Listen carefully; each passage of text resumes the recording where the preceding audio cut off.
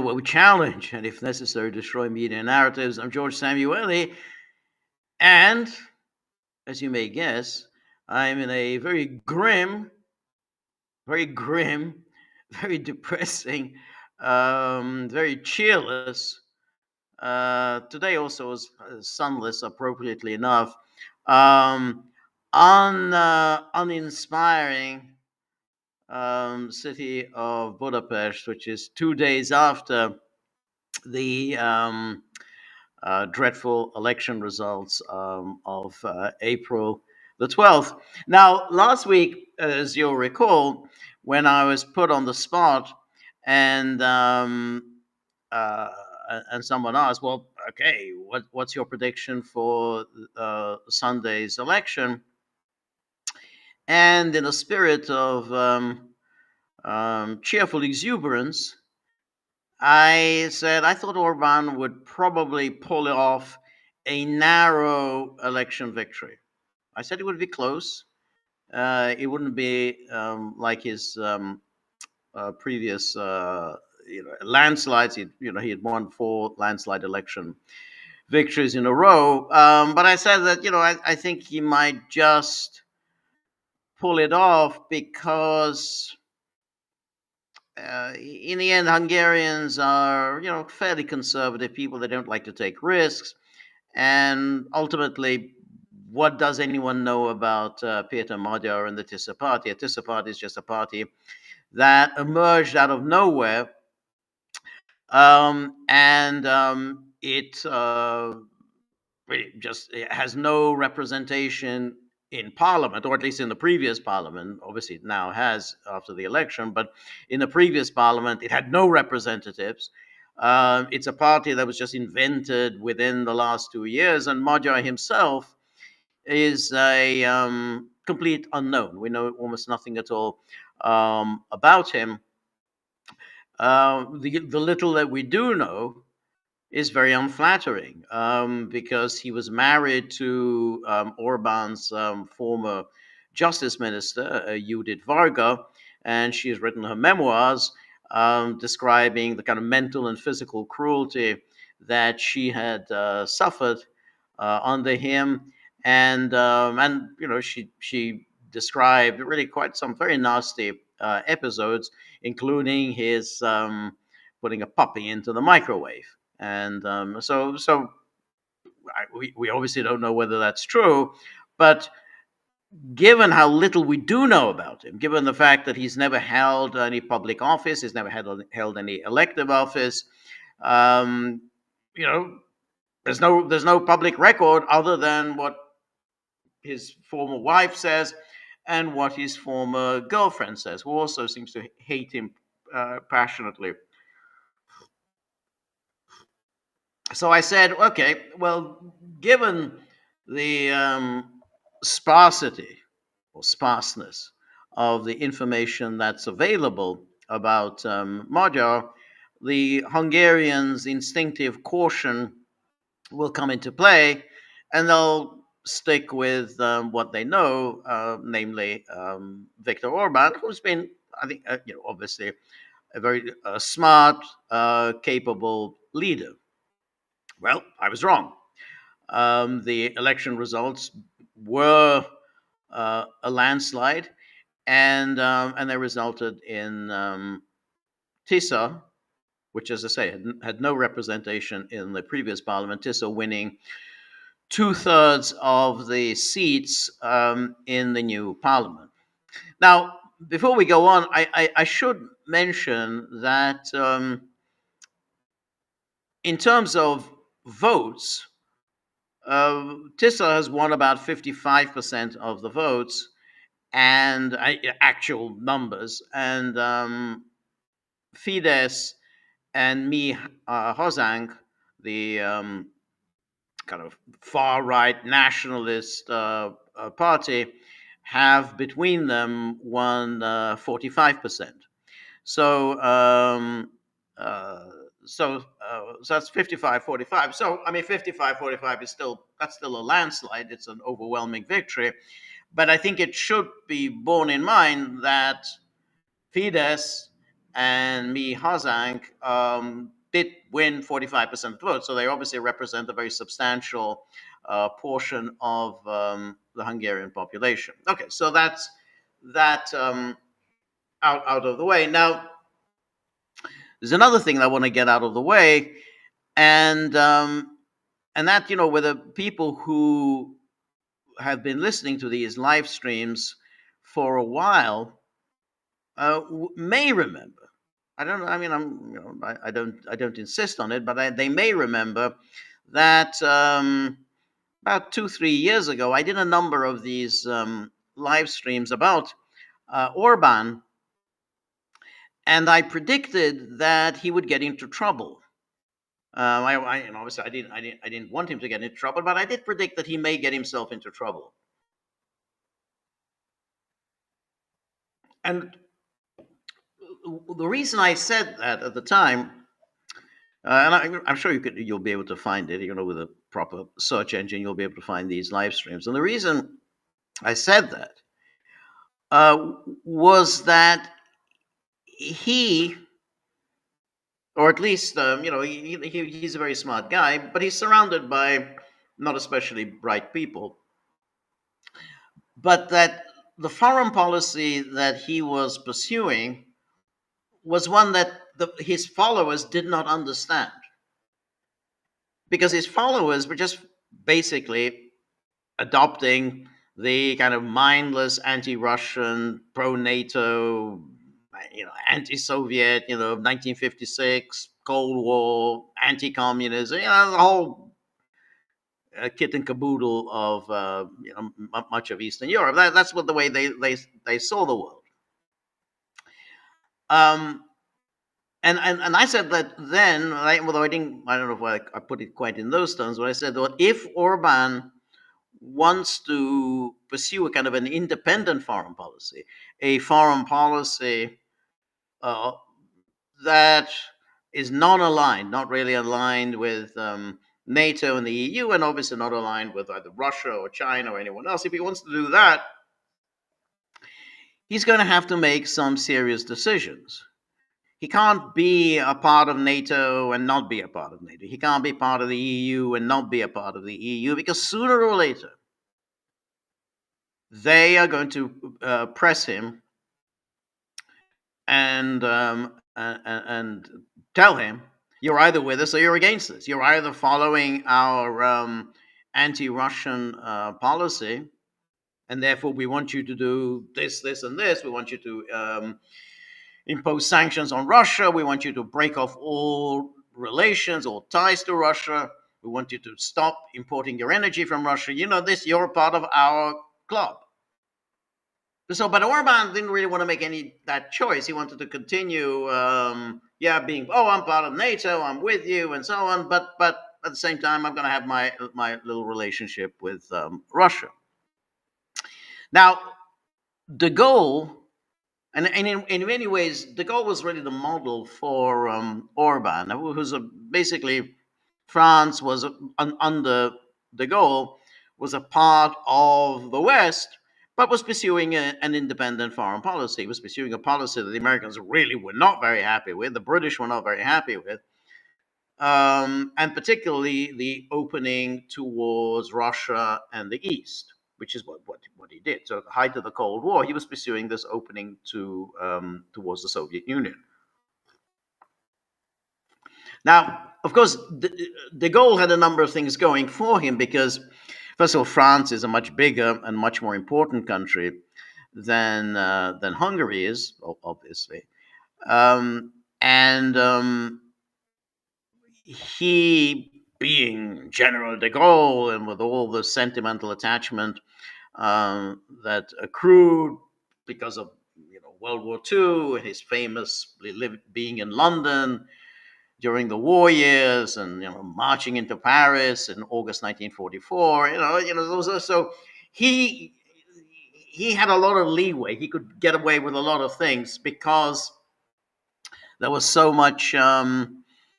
There's just so much sentimentality about him. But he did make certain choices, and those choices were quite brave. He withdrew from NATO's integrated military command, and he threw out NATO from France. If you can recall, I mean, NATO's headquarters are now in Brussels. NATO's headquarters had been in France. That was originally when NATO was set up. NATO's headquarters were in France. De Gaulle kicked them out, and NATO took up residence in Brussels. Now, I think De Gaulle was the model for Orban, and he did become given the limitations of Hungary, given what a small country it is. But he did become a significant player. He was a mediator. He was acting as a go-between between Russia and Ukraine, Russia and China. He was somebody that leaders wanted to meet. I remember when Xi Jinping, I think it was last year, or maybe the year before, when he visited Europe, he visited France, but then he visited only two other countries in Europe. He visited Hungary and he visited Serbia. Those are the countries that he regarded as independent voices in Europe. And as we discussed yesterday, Hungary played an important role in trying to bring America, Russia, and Ukraine together in that aborted summit in Budapest last October.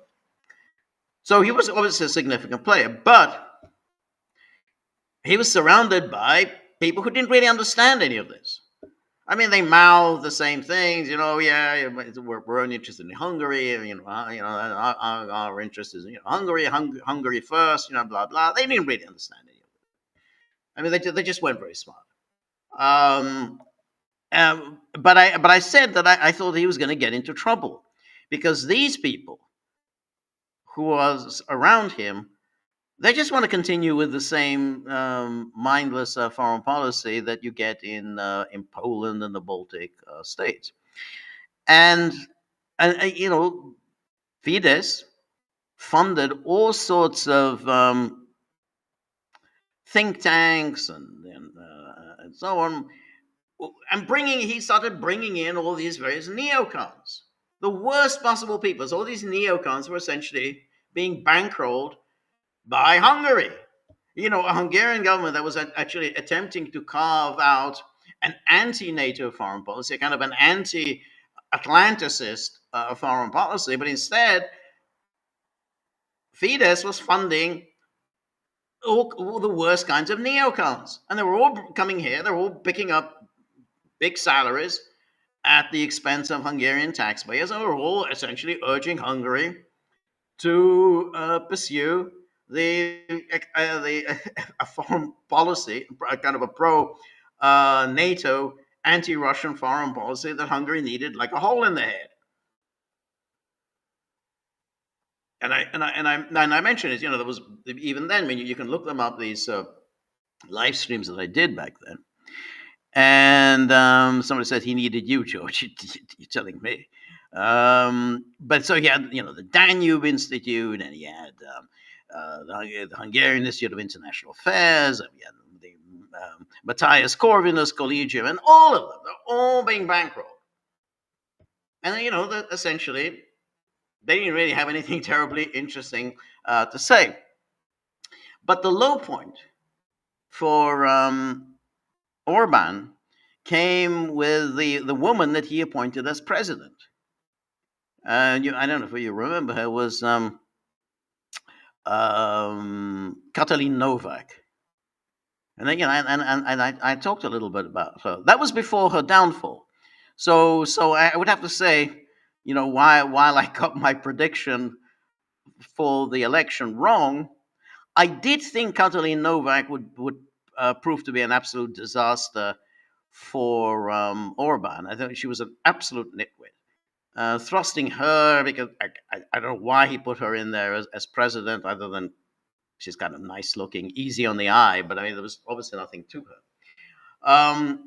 What I didn't realize was just how much of a disaster she would prove to be, because if you recall, she was forced to resign along with Justice Minister Judith Varga over the uh, um,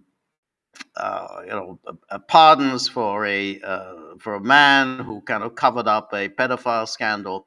I mean, obviously it had nothing to do with foreign policy, but it did show a complete lack of judgment on the part of Katalin Novák and on the part of Judith Varga, the justice minister. I mean, they should have known that it's going to be an absolute disaster.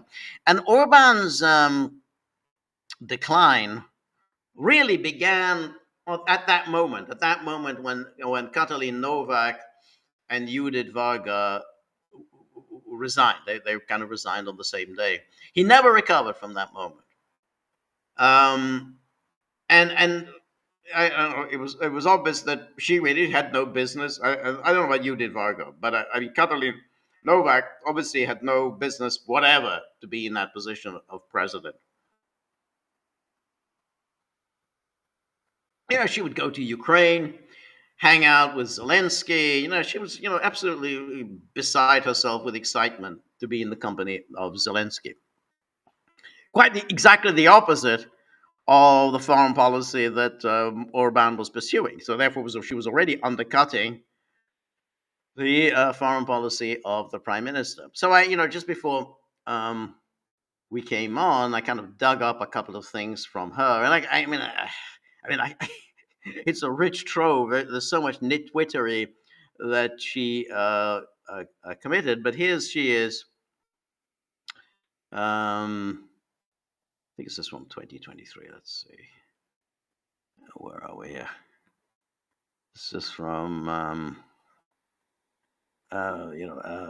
this is for Hungary Today.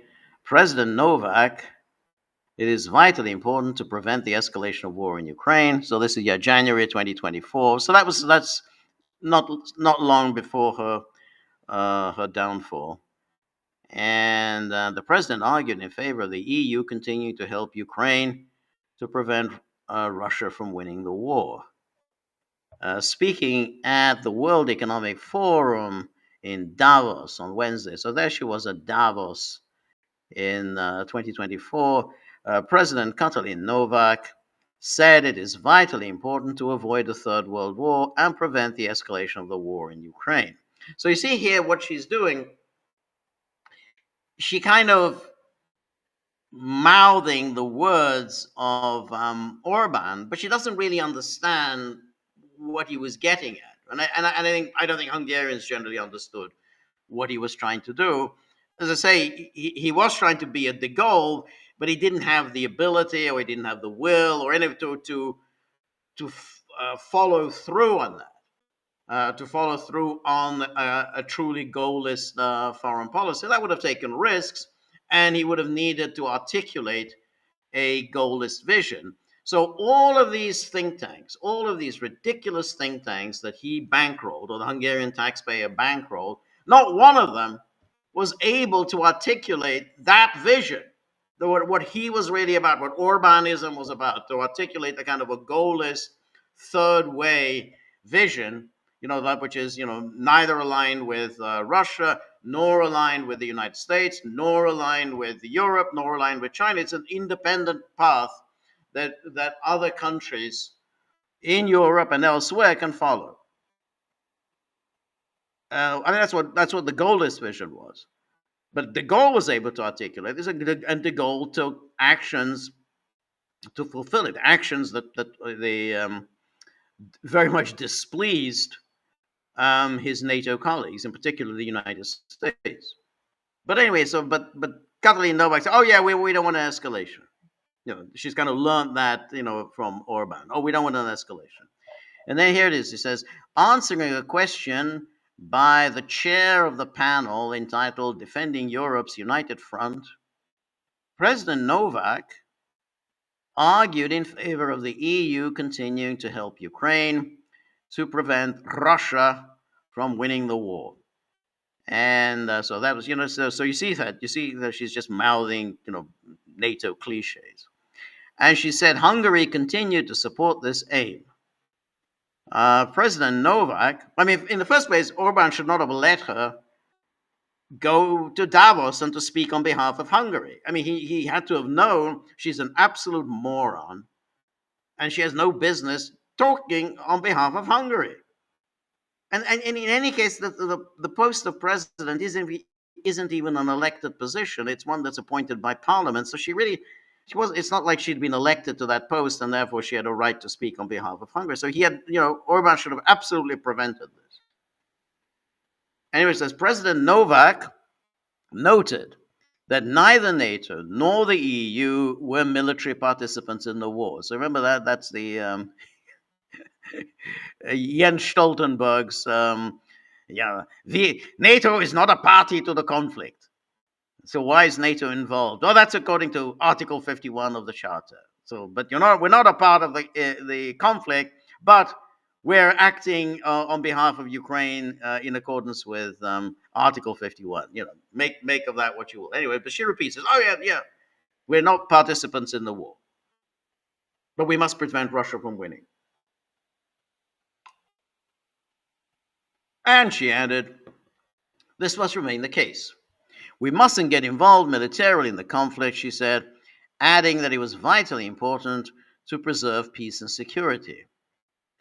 Asked about Ukraine's chances of winning the war and whether Ukraine's victory was key to maintaining Europe's security, Novak said, Russia cannot win.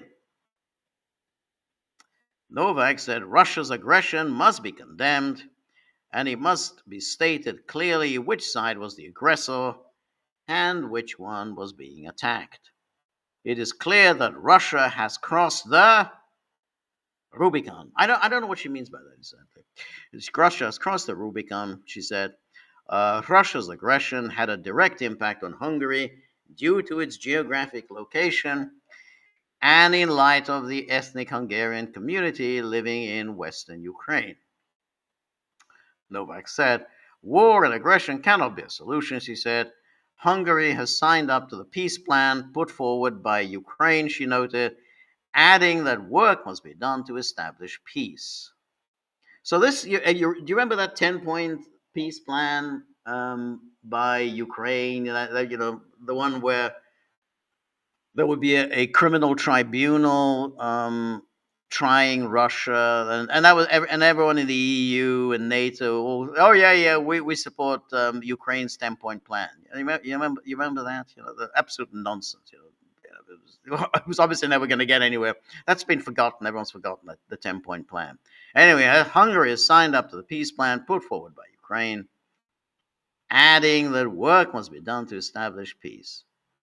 And then on Tuesday, Novak met European Commission President Ursula von der Leyen. And then we have Novak saying, we had to discuss many difficult issues.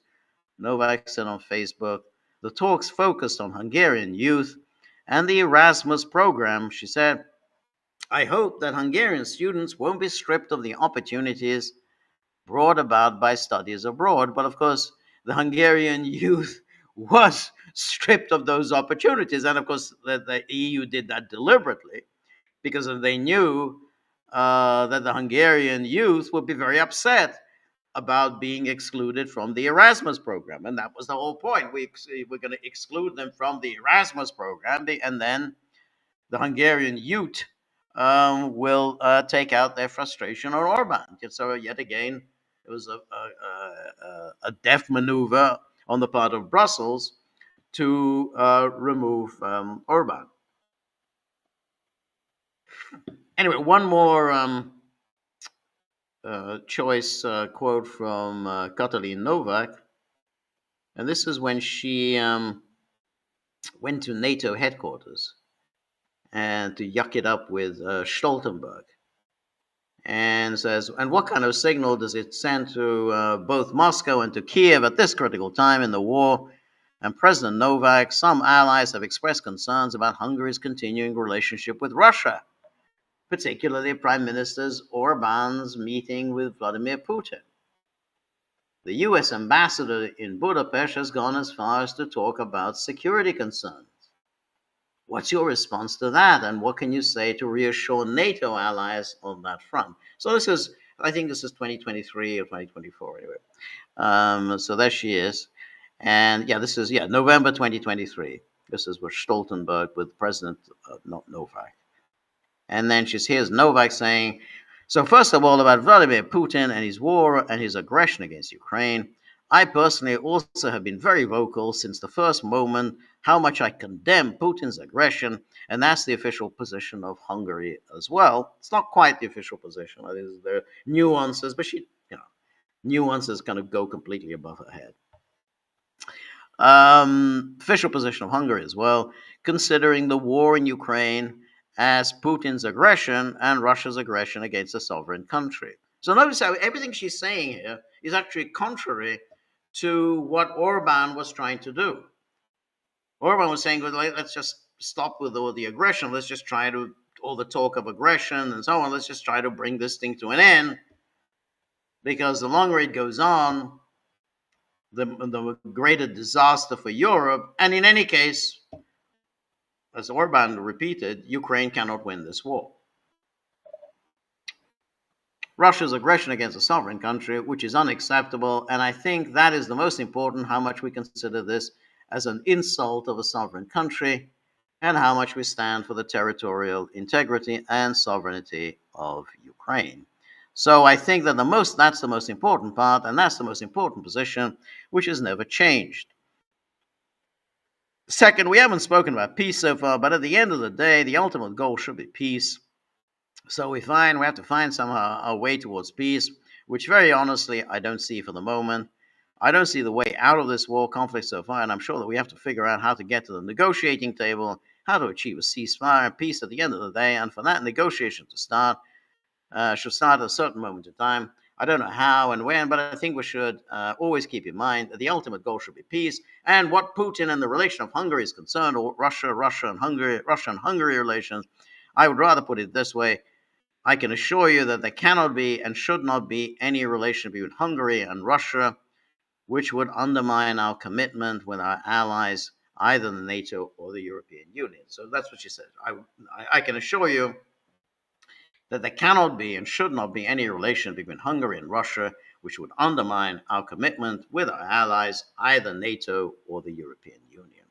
So, as I said, that's exact opposite of what Orban was trying to do, because I think that if you look at Orbanism, and that's how people understood Orbanism, it was a third way, a different path, a kind of a non-aligned path, more or less a kind of neutrality, and that's the best way to ensure peace, security, and economic prosperity, rather than getting yourself into an alliance, a military alliance directed at Russia, in which you're going to get hurt. You're going to be the one who gets hurt most of all, because you're right, being in the center, being in Central Europe, right? You're the point at which the East and West meet.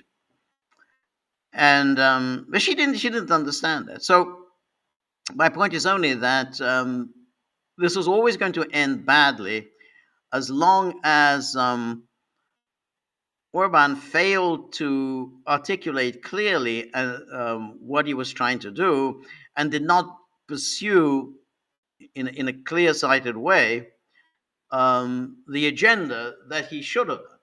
I think he should have started making his moves to withdraw from NATO and withdrawing from the EU. I mean, it's going to be a gradual process, but he had to make his move. By failing to do so, he opened himself up to the NATO EU attack. Should have known that was coming. That's what they do. That's what the NATO and the EU do. That's what they did to Yanukovych in Ukraine. Before that, that's what they did to Milosevic in Yugoslavia. They were going to do it to him. There was no real mystery there. You remember that time when I think we did this on the live stream as well, when Samantha Power when she was head of USAID. She came to Budapest with a checkbook. She had her checkbook out to start buying up all these NGOs. So one NGO after another came to see Samantha Power, and she, wrote a check for each of them. And I remember, and I think some people here at the Gaggle were asked me, well, why doesn't Orban just kick her out? Why is he allowing her to come to Budapest and pay off all these NGOs? Doesn't he know what these NGOs are going to do? That they're being paid to do one thing and one thing only, to get him out. And I had no answer. I don't know. I don't know why he didn't do it. I don't know why he allowed her to come in and start writing these checks to the NGOs. Anyway, that's by way of introduction to what's been going on during the past couple of days in Hungary and the EU. So, as I said, um, and here I have absolutely no hesitation in making a prediction, which is a Orban will not be allowed to come back into power. That's a given. They're gonna move. The government is going to make a move against Orban almost immediately. They're going to try and prosecute him for all sorts of corruption and stuff. They're going to move against everybody who's associated with Orban for corruption. They're also, I think, going to begin treason charges. I think they're going to pursue treason charges, possibly against Orban, certainly against Peter Szijjártó. I think they are going to bring treason charges against Szijjártó. I think there's every indication of that from the various things that Magyar said during his news conference on Monday. So I think that's going to be there. And I think what's important here is that the EU will make clear to Magyar not only that, hey, well, you got to play ball with us, you got to do this, and this in order to get any of that money.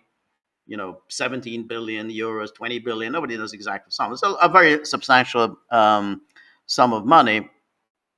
So, if you want to see any of that money, you're going to have to enact all kinds of policies that we want. But more important is we want to crush Orbanism. It's not enough just simply to remove Orban. That's not good. We want to crush and eliminate all vestiges of Orbanism, all vestiges of anyone thinking that they can pursue some independent, sovereign foreign and domestic policy. So you have to learn not to do this again, which means that they're going to punish the Hungarian people. They're going to punish them, even though the Hungarian people voted the right way this time.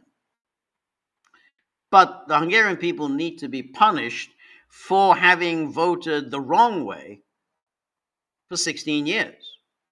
They have to be taught a lesson. That can't be. You can't just simply absolve yourself of guilt by voting the right way in one election. No, you need to be punished for having voted the wrong way for 16 years. So that's obviously coming. Now,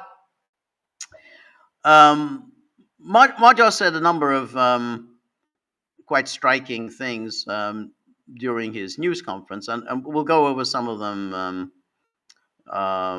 today and maybe also on Thursday. One thing that was, I thought, quite interesting, because when he was asked about Russia, and here was something from the transcript. I mean, the transcript isn't really great. This was AI generated, so it doesn't sound very good English, but at least it gives you a sense. There's no published transcript, so this is the best that we can go with. And just take a look at what he says here.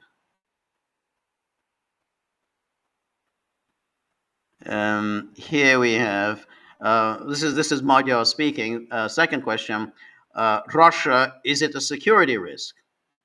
Then it says, I think yes. I think everyone knows. We know the Russians, and I'm not talking about the Russian people, the Russian culture, the Russian people. They are fantastic people. This is the Michael McFaul thing. I love the Russian people. They're so wonderful, and they smell so great. They are fantastic people. But the Russian bear in Hungarian history. Well, that's very interesting. I mean, using the Russian bear. And then it says, we felt it in 1849, in 1944, 1945, but in the 1920s, in 1956, and then they were here with us for a long time. Well, this is, of course, very, very interesting. Now, 1849, as everybody knows, that was when Russia stepped in, out of its an obligation to Austria. This is their kind of their obligation under the Holy Alliance. So remember, after the Napoleonic Wars, they kind of created this Holy Alliance of the three conservative powers to make sure that no one's ever going to do a French Revolution again in Europe. No one's ever going to do a Napoleon. They want to make sure that never happens. And then there was the 1848 revolution, and then Austria was unable to defeat Hungary. So Austria said, under the terms of the Holy Alliance, they asked the Russians, "Can you please help us? This is Imperial Russia," and Russia did. I mean, Russians had nothing particularly against the Hungarians, but under the terms of their agreement with Austria, Russia stepped in and crushed the Hungarians. So that's why he brings up 1849. All right, fine. You're gonna you bring that up. There's a question here you asked about Russian policy today. This is, after all, 2026, and you're bringing up something from 177 years ago. Is that really relevant? I mean, it's a relevant guiding issue. What happened 177 years ago. But okay, he brings that up. But then he does something very interesting. Let's just go back again. What else he said? Here we have. But we felt it in 1944, 1945.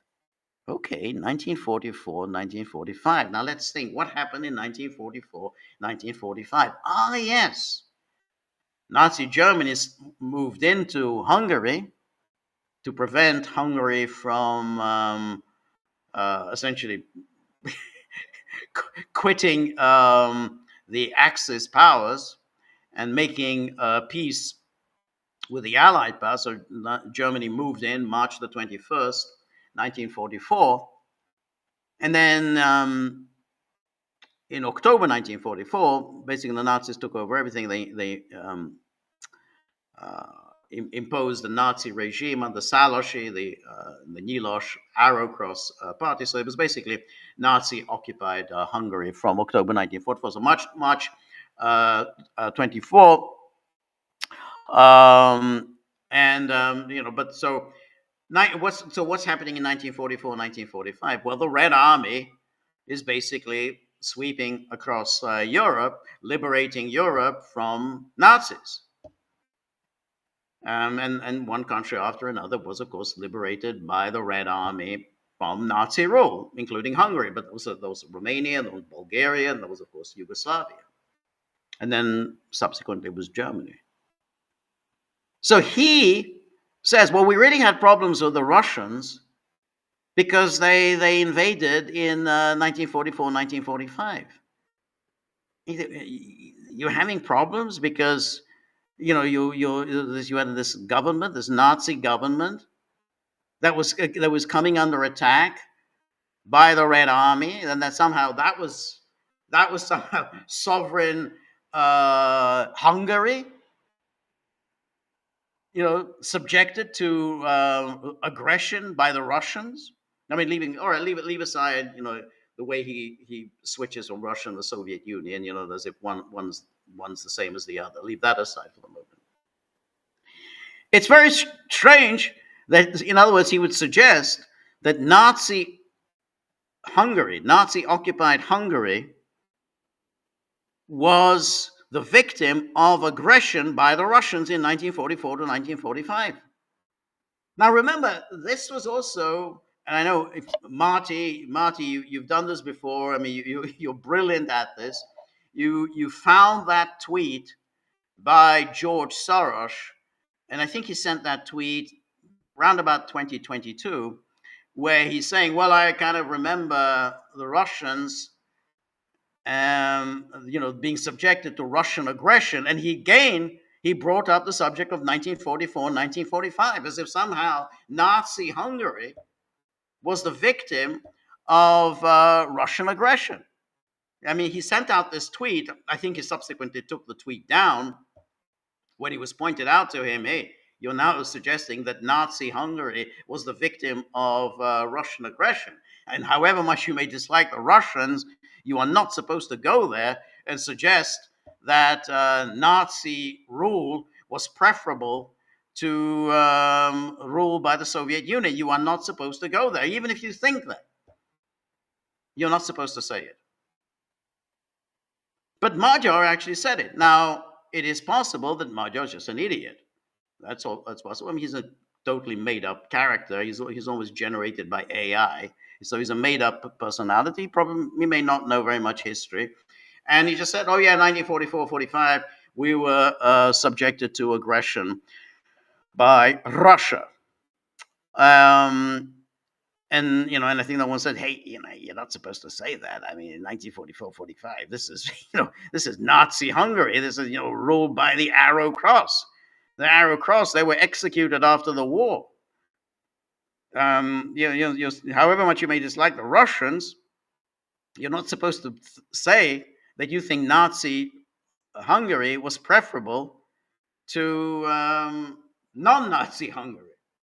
So that's possible. Or it could be that he, like Soros, does think that somehow, not Nazi Hungary was better, and it's a preferable form of government than what came afterwards. The Nazis were better than the communists. We were much happier under the Nazis than we were under the communists. So for him to bring that up, I mean, it's one thing to bring up 1849. It's another thing also to bring up 1956. You can bring that up. But if you bring up 1944, 45, and he did it, no one forced him to do it. No, in a way, he brought this up. That somehow we had a bad experience with the Russians in 1944, 45. Then he says, well, that was a bad experience. We were just peacefully minding our own business, under Nazi rule, and we just had this bad experience of the Russians invading us. We were victims of aggression. This is Russian aggression. Now, leave aside the fact that Hungary, for no reason, no reason at all, Hungary actually invaded the Soviet Union as an ally of Hitler's. There was no treaty that bound Hungary to Nazi Germany. I mean, yeah, there was. Nazi Germany had done a number of favors for Hungary. Hungary received some of the territory it lost at Trianon through the two Vienna Awards. So they got some of the territory that was lost to Romania back. Hungary got some of the territory lost to Slovakia back. So yeah, Hungary did feel a certain obligation to Hitler, but Hitler didn't ask Hungary to join him in this in his attack on the Soviet Union. Hungary did it. So Hungary was an invader and an aggressor against the Soviet Union. So even in terms of, I mean, even if you're going to say, oh, not Nazi rule is preferable to communist rule, even if you're going to make that argument, you still have to say, well, you're not exactly an innocent bystander. You had invaded the Soviet Union, and therefore, since you invaded it, you can't really complain when the victim of your invasion, comes back and invades you in turn. I mean, that's just that's what you would expect. So he says 1944-45. Now, given that, of course, then that does raise the whole issue of 1956, and we don't have to discuss that because 1956, in a way, follows on from 44-45, which is basically the Soviet Union was, after World War II, playing for keeps. They say we're not going back to the status quo ante. We're not going back to a Europe of 1941, when basically Hitler could just form an alliance of hostile states against us and mount an invasion, using Hungary, Romania, and Finland, and all these other states. We're not going back to that, and so we're going to create these buffer states that would provide us with defense in depth. That was their argument. That was what they decided. That's why the Soviet Union in 1956 hesitated for some time as to what they were going to do when the Hungarians did revolt against the communist rule. They didn't know what exactly to do, but in the end, they decided that there was serious security concerns that that they had to address, and they couldn't let Hungary go, because if Hungary goes, then Hungary will obviously join NATO. NATO was already in existence, had been in existence in 1949. So if the Soviet Union loses Hungary as a buffer state, then Hungary becomes a member of NATO, and then all the rest of the buffer states would also basically abandon the Soviet Union, and they would all become NATO member states, and therefore the Soviet Union will be exactly where it was before World War II, vulnerable to an all-out onslaught from the West, which was in Barbarossa. So that was their decision, and we can discuss on another occasion whether something else could have happened in 1956, whether if Hungary had a more intelligent leadership in 56, it could have been, the Soviet invasion could have been avoided. We don't know that, but for him, for Magyar to bring up 44-45, and nobody raised it with him. Nobody said, "Hey, what are you talking about? Are you really going to say that Hungary has bad experiences with the Russians? That's a bad experience. You are being liberated from Nazism. You're calling that a bad experience?" Imagine if somebody else said it. I mean, Ukrainians say this all the time.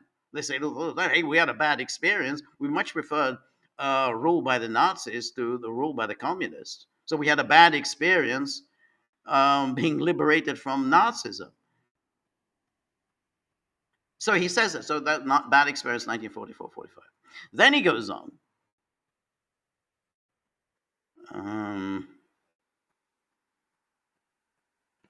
Then he says that the 1920s in 1956, and then they were with us here for a long time. Now, I have to say, I am a little puzzled by what he means by the 1920s, because in the 1920s, this was in the Horthy years. I mean, it wasn't under any kind of attack from the Soviet Union. The Soviet Union was pretty much preoccupied with its own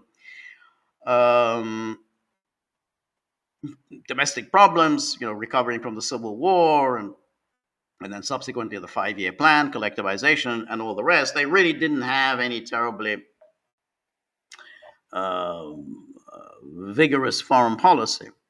So I have to then think about that he's not really referring to the 1920s.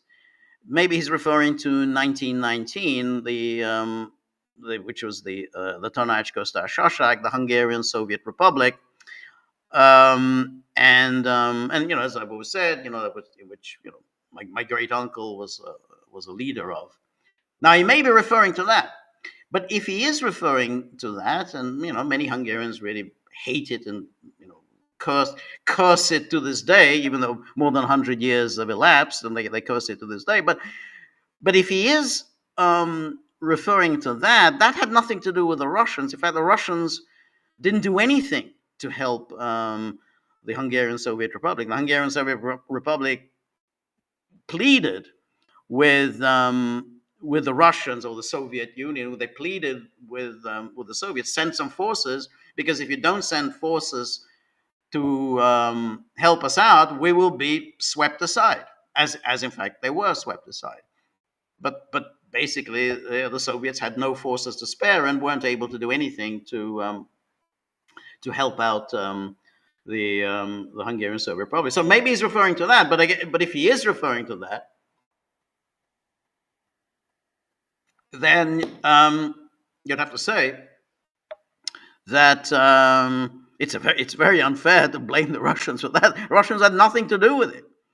That was a homegrown movement, and it was swept aside. It really didn't have the force to prevail against the Entente powers. Anyway, let's just go on a little bit more with what Magyar said during that news conference. And so it says, and then they were with us for a long time. So that's obviously is referring to the 40 years of communism. So we know exactly what this is about. And Europe has to be able to be able, and the member states separately. As I say, it's not the great translation. Member states separately, but Europe has to prepare for this, has to protect and defend itself. So obviously protect and defend itself against Russia. And what the previous Hungarian government said is not possible, that Russian hackers go in, and here we are, Russian hackers go in and out of the foreign ministry before the breaking out of the war. So the outbreak of the war, I guess he means war in Ukraine. And sensitive NATO information landed in the hands of Russians. So he's suggesting that somehow Hungary was handing sensitive information over to the Russians. This is what I mean by, it's clear where he's going with this. This is in preparation for the treason trials that will be held in Hungary. There's no question there will be treason trials in Hungary, and von der Leyen and NATO will insist on this. Hey, this friendliness with Russia, this was treason. NATO is effectively at war with Russia. This is then essentially these people were treasonous. So it is no coincidence that we are allies. We are in the same club, in the same team, not even in a football team. I can't go to the dressing room of the other team and share the tactics that we discussed before the match. And then here it says not Peter Szijjártó, this is just bad translation. They mean Peter Szijjártó, the Hungarian foreign minister. And Peter Szijjártó did this.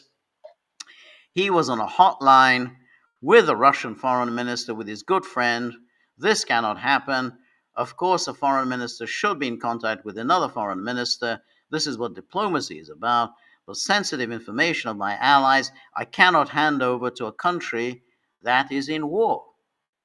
In war.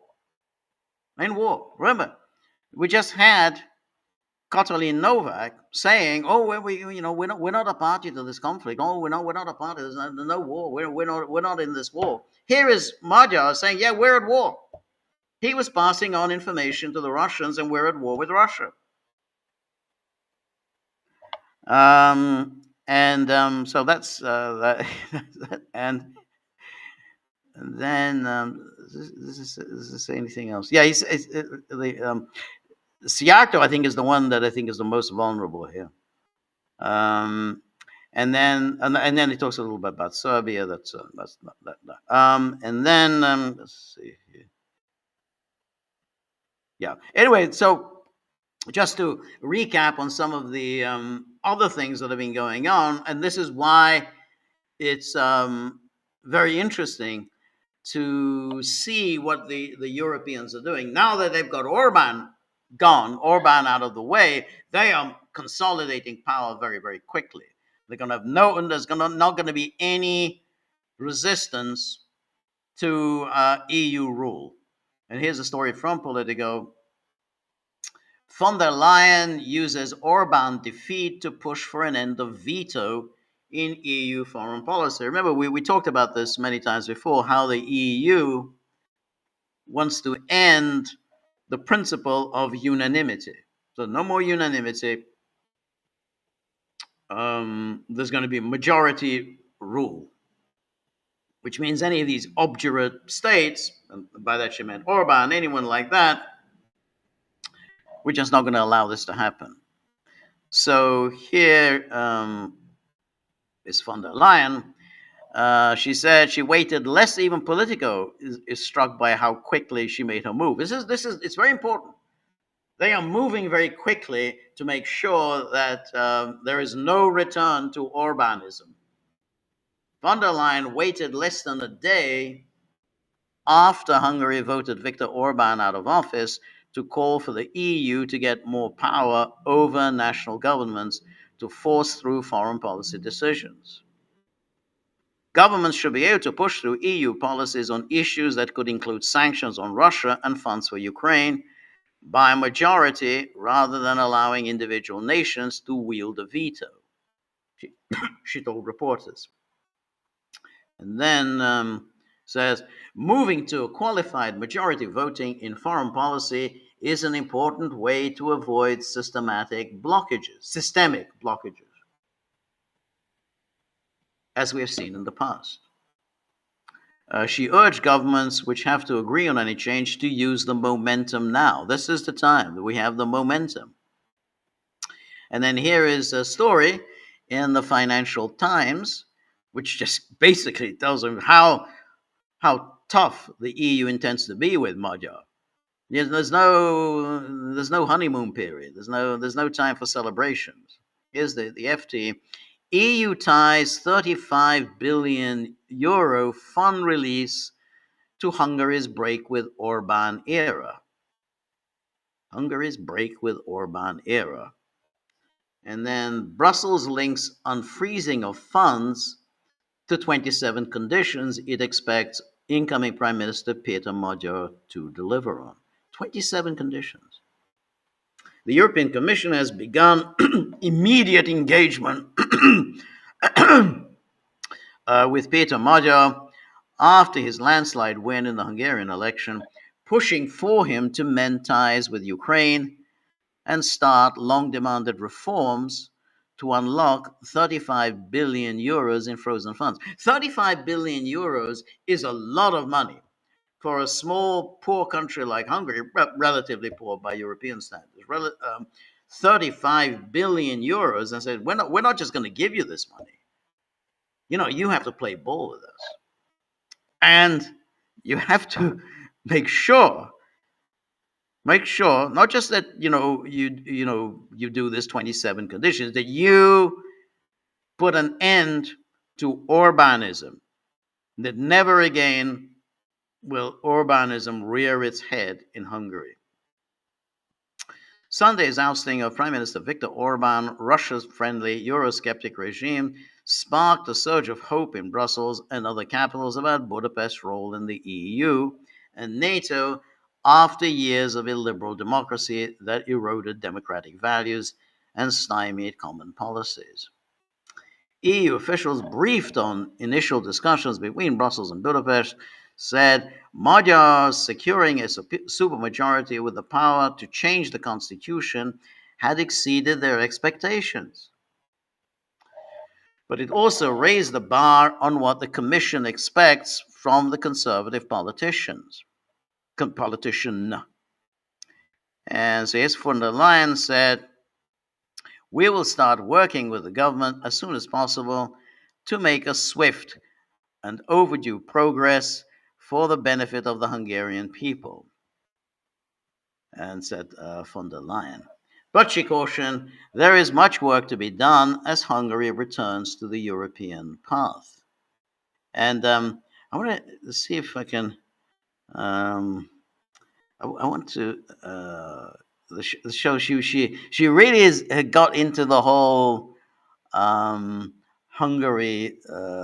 routine yesterday because she also gave a news conference. But I want to just show uh, what she said, which is it's kind of quite instructive. I just want to find this little footage. Um, yeah, here it is. Yeah. So I would like to say. All right. Let me just. Yeah. Let me just let's just play because we like Ursula von der Leyen so much. You know, we just let's have this excerpt from her news conference yesterday. Uh, yeah, here we are. Okay, here she is. So I would like to say that today Europe is Hungarian without any question. The people of Hungary have spoken and they have reclaimed their European path. They have reclaimed their European path. Always very nice when you hear Germans saying about they have reclaimed their European path. It is a victory for fundamental freedoms. It is a victory for fundamental freedoms. Remember, they were ready to say if that election had gone the wrong way, that the election was stolen, and that the election's a fraud, and they were going to basically ban Orban from attending any EU meetings because it was a fraudulent. But anyway, here she is then. And I really want to say to the Hungarian people, you've done it again. Yeah, I want to say to the Hungarian people, you've done it again. Against all odds. Look. I mean, she can barely control her glee. Like you did in 1956, when you and there it is. Brings up 1956. Courageously stood up, like you did it in 1989, when you were the first to cut the barbed wire that was dividing our continent. So with this result, our union is stronger. Our union is more united. It was an exceptional evening yesterday. Of course, we will. All right. So it was an exceptional evening yesterday. So now that this exceptional evening is over, you know, now the Hungarians who had done it again will have to be punished, so that they must be made to see the error of their ways. They're not just going to be allowed into the club, for having for 16 years defied the will of Brussels. But anyway, let's just go back to her plan for the majority voting. You know, no more of this, but majority voting, and withholding funds that the Hungarians until they play ball. So she says, we will start working with the government as soon as possible to make a swift and overdue progress for the benefit of the Hungarian people. But she cautioned there is much work to be done as Hungary returns to the European path. See, you're not back in Europe yet.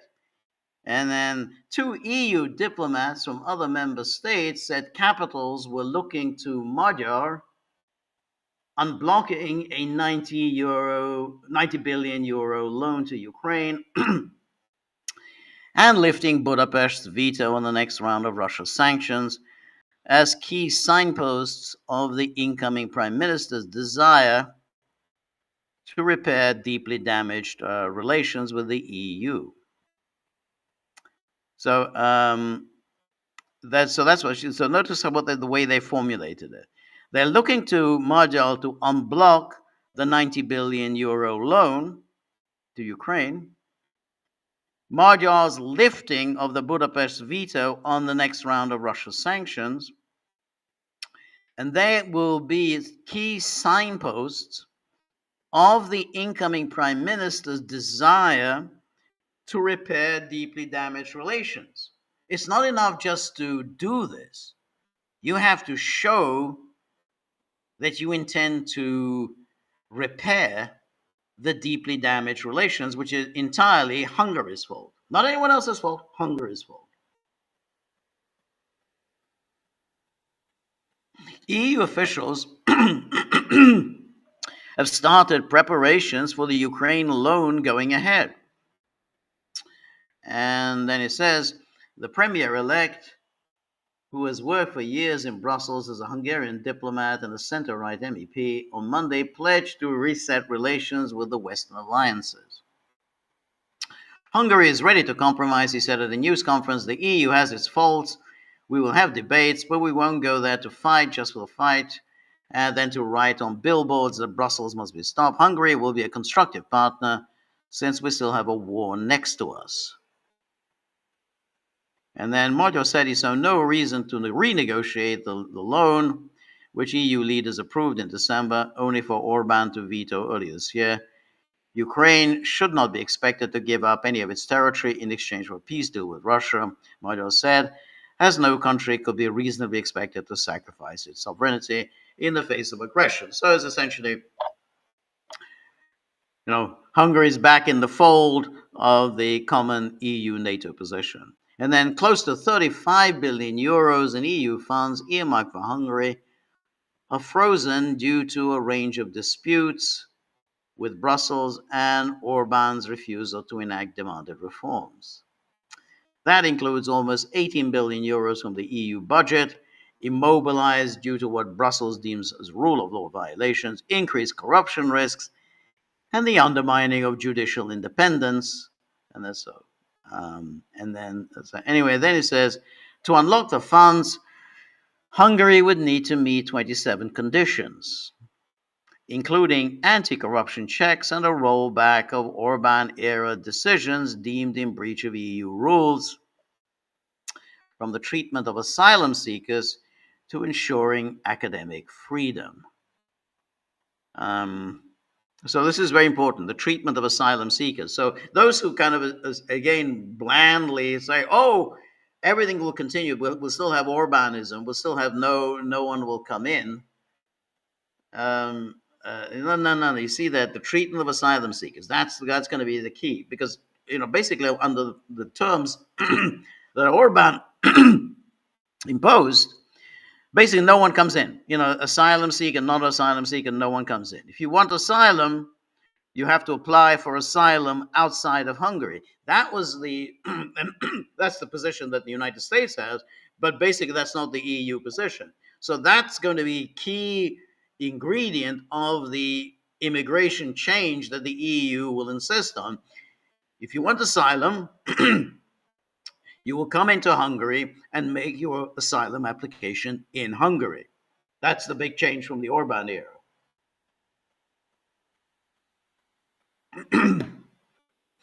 Commission officials also expect rapid talks with Magyar and his team on resolving a standoff over Hungary's refusal to observe a European Court of Justice ruling that deemed Budapest's asylum legislation in breach of EU's rules. That dispute is costing Hungary a daily fine of 1 million euros. That has built up to almost 900 million. So that's nice. That's a 1 million euros a day fine that Hungary is incurring, which Brussels is deducting from the country's share of the EU budget. And then Magyar on Sunday pledged he would restore democratic checks and balances, something Orban openly derided. Hungary will join the European Public Prosecutor's Office, which so far has not had jurisdiction over Hungarian cases of graft and fraud with EU funds, and also set up domestic anti-corruption agency. That's very, very important here, because that's That's what the EU insisted on. You're going to have this, you're going to join the European Public Prosecutor's Office. And that they're going to basically work together in bringing criminal charges against Orban. So that's the whole point, is to bring charges against Orban and everyone associated with all the businessmen, all his political colleagues, everyone in any senior position in Fidesz will will come under the purview of this European Public Prosecutor's Office. Once again, Hungary will be a strong ally in the EU and NATO. And so this one. Anyway, then it says, Magyar has also said public media whose news service was turned into Orban propaganda machine will be suspended until a neutral operation could be ensured again. In other words, until it's brought under the control of Magyar's people.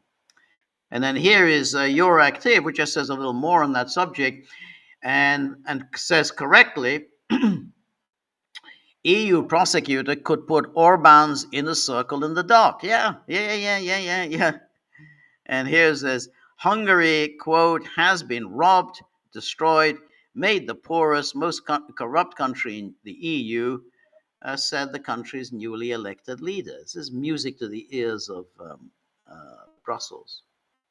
Peter Magyar has vowed to join the European Public Prosecutor's Office, giving EU investigators the power to probe fraud cases and potentially reopen scrutiny of how Brussels funds were used under Viktor Orban's rule.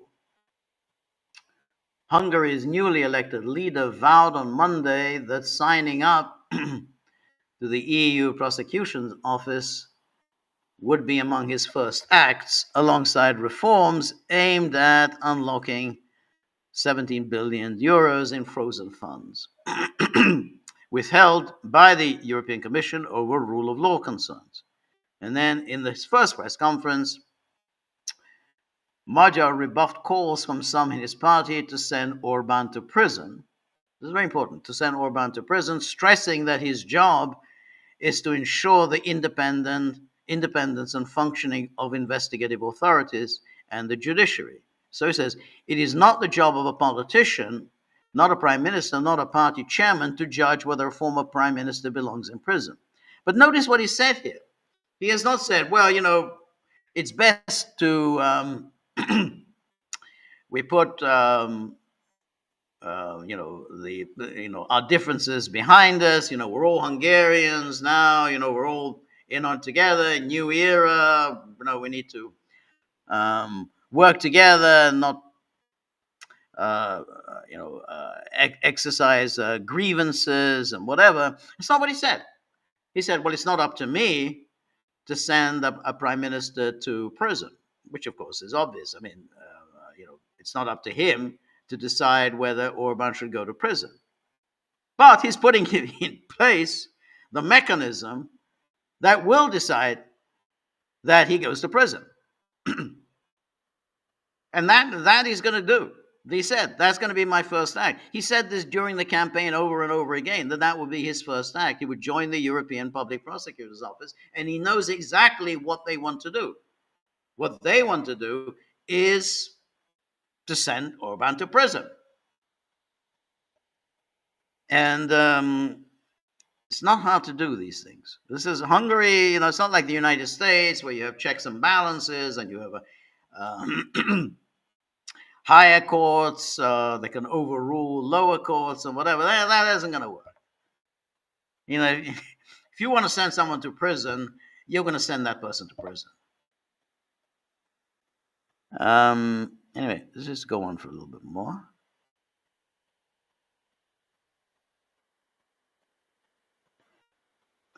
And then he says, the pledge marks a decisive break with Orban's long-standing refusal to join the European Public Prosecutor's Office, which his government said would expand Brussels' power at the expense of the country's sovereignty.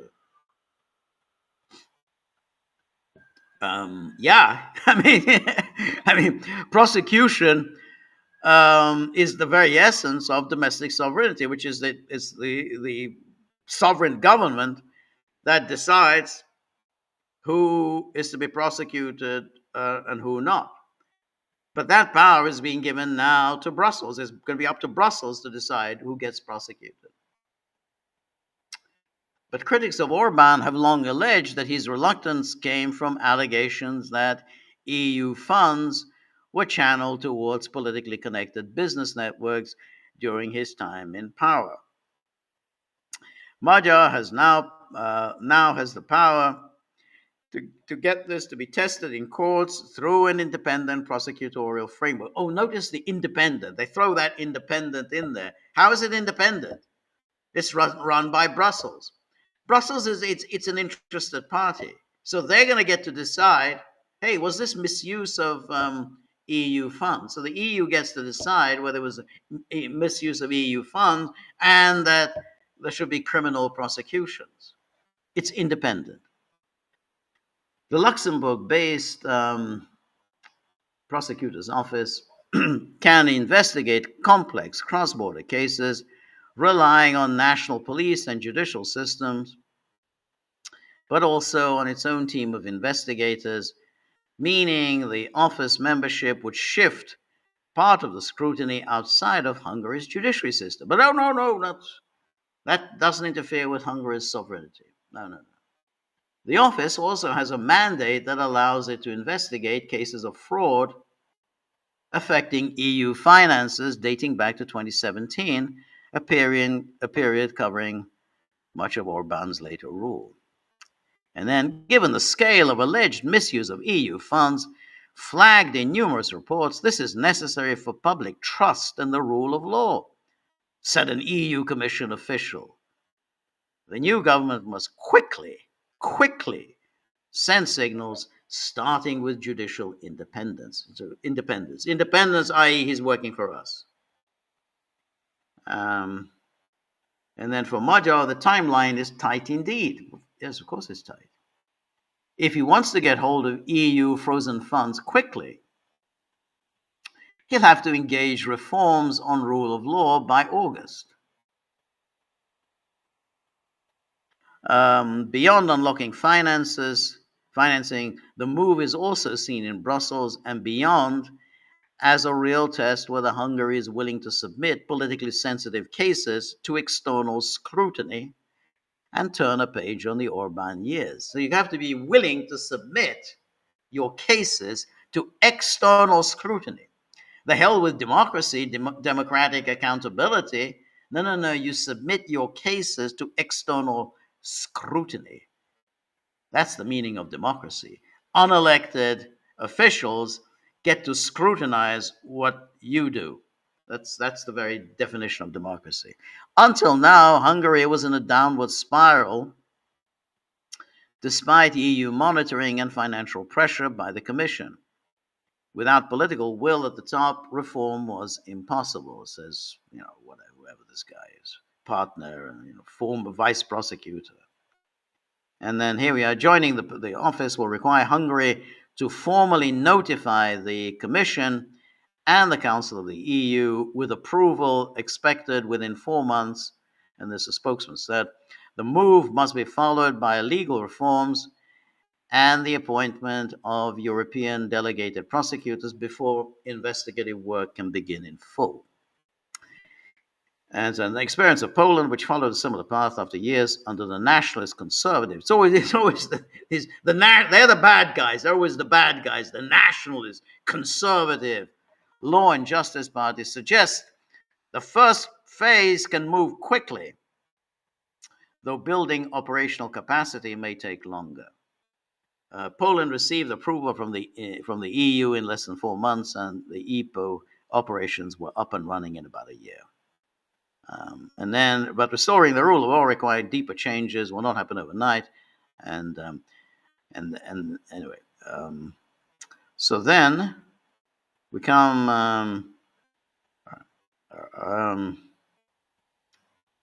Okay. So then we have another story in Euractiv, which is Brussels put Magyar on probation for EU cash. I mean, at least being honest about it, he's on probation. Brussels will wait for concrete reforms from Peter Magyar before unblocking billions in frozen EU funds. This is von der Leyen. Von der Leyen sugarcoated congratulations to Hungary with a warning that frozen EU funds will not be released until his new government moves to undo decisions by Viktor Orban. Today, Europe is Hungarian without any question. The people of Hungary have spoken and they have reclaimed their European path, von der Leyen said in Brussels.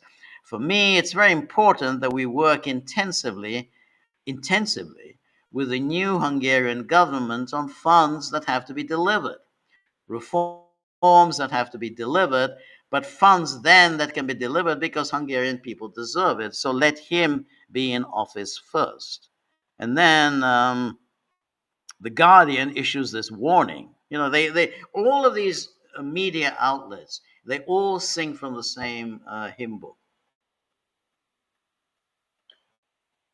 Magyar has to prove himself to us, we unelected bureaucrats. So here's the Guardian. EU relieved to see back of Orban, but Magyar's Hungary may still present problems.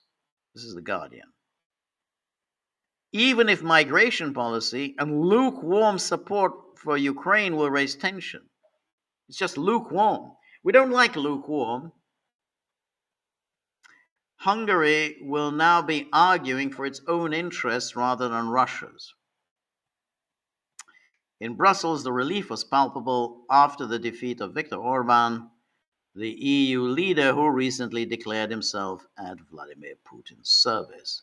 For the EU, Peter Magyar's victory was all the sweeter as voters decisively rejected Orban's fear-mongering campaign that sought to portray him in cahoots with the dangerous Ursula von der Leyen and with Zelensky. It's a fear-mongering campaign, though completely accurate, of course. And then we have Magyar on Monday said he was ready to support the 90 billion EU loan for Ukraine as long as Hungary did not take part. The same terms agreed by Orban last December. But his lukewarm support for Ukraine's EU accession and sanctions on Russia is likely to raise concerns. It's so nice when journalists speak on behalf of government officials, or in this case, unelected government officials. It's just no. I love having the unadversarial media. It's likely to raise concerns, especially for Kiev's staunchest supporters, such as Poland and the Baltics. Magyar told reporters he hoped Russia's aggression on Ukraine would end soon, and then Europe would immediately lift sanctions. I understand the moral issues, but let's not shoot ourselves in the leg, he said, raising concerns about the economic cost. So here is repeating the Orban mantra. He said, we're not shooting ourselves in the foot, we're shooting ourselves in the in the lung. But he says he's gone back to let's not shoot ourselves in the leg. And then energy is a sensitive subject. And then, but then the Guardian says, well, analysts suggest a central role in the new government will be played by Magyar's probable pick for foreign minister, Anita Orban, a former diplomat unrelated to the current prime minister, who has written books on how the Kremlin uses energy as a foreign policy tool. So obviously, the right woman for the job. And then, despite these tensions, Hungary under Magyar looks likely to be a normal EU member state, which argues for its own interests, rather than seeking to weaponize vetoes in the EU processes to promote those of Russia. And then, here is more from the news conference of Magyar, where he's asked about the EU, and he starts attacking Orban's propaganda. And people could see this vile propaganda. He's lying to them. He's accusing the European Union and criticizing them that they want war. Everyone knows that it's a peace project. The EU is a peace project. It just happens to be at war with Russia and planning a war with Russia, but it's a peace project. And we kind of remember, its involvement in the bombing of Yugoslavia. Hey, it's a peace project. Involvement in Libya, peace project. Anyway, it's a peace project that was created, the European community, and there should never be a war between the founding member states. And then since the EU was created, it was called differently, there was no war. So Hungarian people could feel and understand that the fact that there is peace today in Hungary is due to a great deal to the EU and NATO. So that's his analysis. And then, but this is where it gets interesting. This is what I mean by why I think Siarto is in particular peril. Because I think he will be prosecuted, and I think on treason charges. So he was brought on the subject of Siarto. What happened to him? Where was he? Because nobody has seen Siarto. This was Monday. Nobody had seen Siarto for several hours. He wasn't at the during Orban's concession speech, and now somebody, I think it was against this strange character, Szabolcs Pányi, who was obviously working for the Western intelligence services. So Szabolcs Pányi had suggested that Siarto was shredding documents. So shredding documents about Hungary's relations with Russia. So essentially, this was put out by Szabolcs Pányi, who's obviously a mouthpiece of the Western intelligence services. And now Magyar repeats this because the subject is brought up. Well, where's Siarto? And now he repeats this. Oh, he is shredding documents.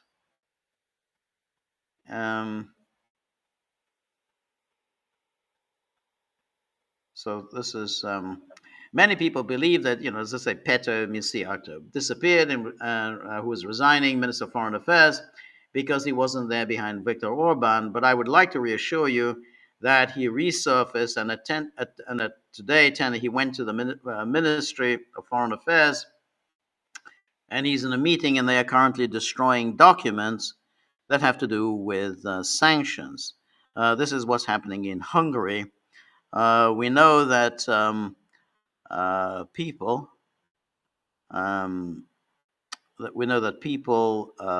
in Hungary, we know that people have been destroying documents just like in the old communist age, that shredders are working full time, not only in ministries, but also the other background institutions that are destroying, shredding documents. But that's not going to help them. But this is just to give you some context about the situation in Hungary. Today, a normal transition period is just a handover process in a normal country. If there is, and so on. So the moment he's bringing up this issue of the shredding of documents, then and he brings that, he comes back to it several times in that news conference. He's saying, well, there were some secret agreements signed between Russia and Hungary. So there's a secret agreement, and that Siarto is shredding documents, and the issue here of sanctions. So remember, the sanctions, there have been these 19 round of sanctions, which all of the EU was supposed to follow. So what he's suggesting here is that Hungary was not following the EU diktat on sanctions. And now Siarto is shredding documents, shredding evidence of Hungary's failing to impose sanctions that it was supposed to in accordance with EU rules. And he's also said that basically we're at war with Russia. So he's essentially working for Russia. So these very menacing comments of Magyar, I think should give people indication exactly where this is going. There's going to be a real reckoning now in Hungary. There's not going to be any kind of, hey, kumbaya, dawn of a new era. No. There has to be a reckoning with Orban and Orbanism. And then there's, he, as already said, we're going to amend the constitution, and hey, 2 terms in office. Now somebody said, "Oh, well, yeah, but that's it's not going to act retroactively. It's going to be just in terms of the future." No, it will be retroactive. It will be absolutely retroactive. 2 terms in office. Anyone who has served more than 2 terms in office as prime minister, it's a constitutional amendment. You can do what you like in a constitutional amendment.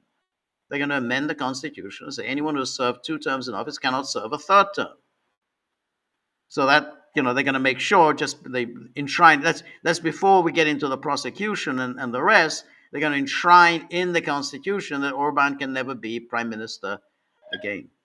Anyway, let's now go to our locals page and talk to the Gagglers. This is the people who make sure that the dogs are wined and dined and are able to live in the life to which they're become accustomed. And as I always say when I do this, that anyone who follows us on YouTube and you want me to answer your questions, you want me to address your comments, please join our community. It's a outstanding community. We're always interesting content published. You know, you know, almost every 10-20 minutes. There's so much fascinating content posted that I have difficulties keeping up with it. There's just so much that's really interesting. We have some great people in our community, so please join. And doesn't cost very much, but in fact you can join without paying, and we would obviously prefer if you pay a very small subscription fee. But anyway, it's thegaggle.locals.com. You absolutely will not regret it. So please join our community. Anyway, and the first question, Danaki, who's one of our most prolific posters, always has amazing and really interesting stuff that he puts up on our board. And Danaki says, so the good money was, after all, on the polls that were correct this time. And the amounts of copium from the Zianon crowd squirming is something to behold. From Ursula rigging it with Orban in power, to Magyar being the real conservative, a better, younger version of Orban. So, I guess going into the election, I was skeptical about the polls. I mean, I thought that I was persuaded by the fact that we had the government aligned polls that suggested a Fidesz win, and then we had the opposition aligned polls that suggested a Tissa win. And I said, well, therefore the polls are unreliable, and that maybe all the talk that this is going to be a comfortable Tissa win were overblown, and that's why I made my prediction that Orban will pull it off in a narrow victory. I've always found predicting elections extremely difficult. I almost always get it wrong because it's just there's so many factors involved, and the polls are sometimes they're reliable. Often they're not reliable. It's difficult to know ahead of time. But in this case, the polls were fairly accurate.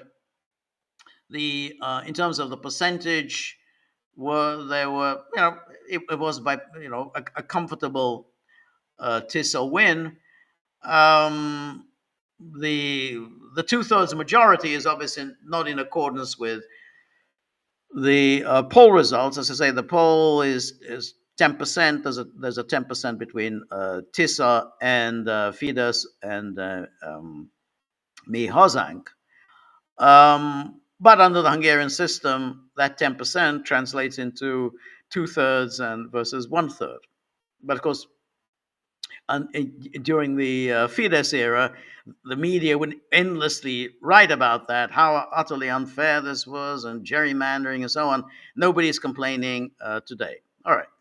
Now, the biggest nonsensical copium that we're being subjected to today is this whole idea that this was a victory for conservatism, that somehow the conservatives won because Orban was a conservative, but Magyar is even more conservative.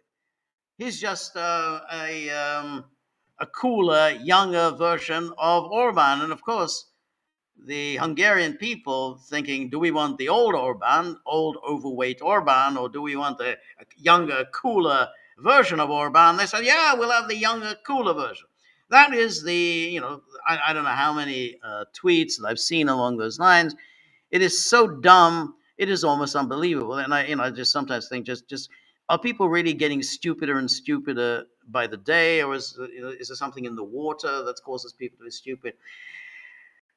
First of all, this was not in any way an ideological fight. This wasn't conservatism, liberalism, nothing whatsoever. Magyar represented nothing. Magyar articulated no platform. Magyar had no program. The one thing he did was to focus very precisely on Orban. He just kept repeating, Orban is corrupt. Orban is corrupt. We're going to set the prosecutors onto Orban. And the most important part of it was, well, I will improve relations with Brussels. I will have good relations with Brussels. Now, it was always obvious. I mean, anyone who's not a half-wit, but many of the sort of characters on Twitter are indeed half-wits. But anyone who was not a half-wit would have known, if you intend to get any of this money out of the hands of Brussels, Brussels is going to demand that you follow the line. I mean, we talked about it at great length already today, but they're not just going to give you the money because you say nice things. Here, Madam von der Leyen, Frau von der Leyen, and then it's so good to see you. And now she's going to write the check. It's not the way it's going to be. They're going to demand that you play ball with them. And not just that, to make sure that Orbanism never rears its ugly head again in Hungary. Everybody in Europe needs to be taught a lesson. The Germans, the French, the Belgians, everybody needs to be taught a lesson. Never, never, never go down the path of any kind of populist nationalism. And so the Hungarian people will have to be punished for having voted for Orban for 16 years. It wasn't just one election. They voted in 4 different elections for Viktor Orban. They're going to be punished for that. This should have been fairly obvious. And so when Magyar says, I'm going to get this money out of Brussels, then it was obvious, yeah.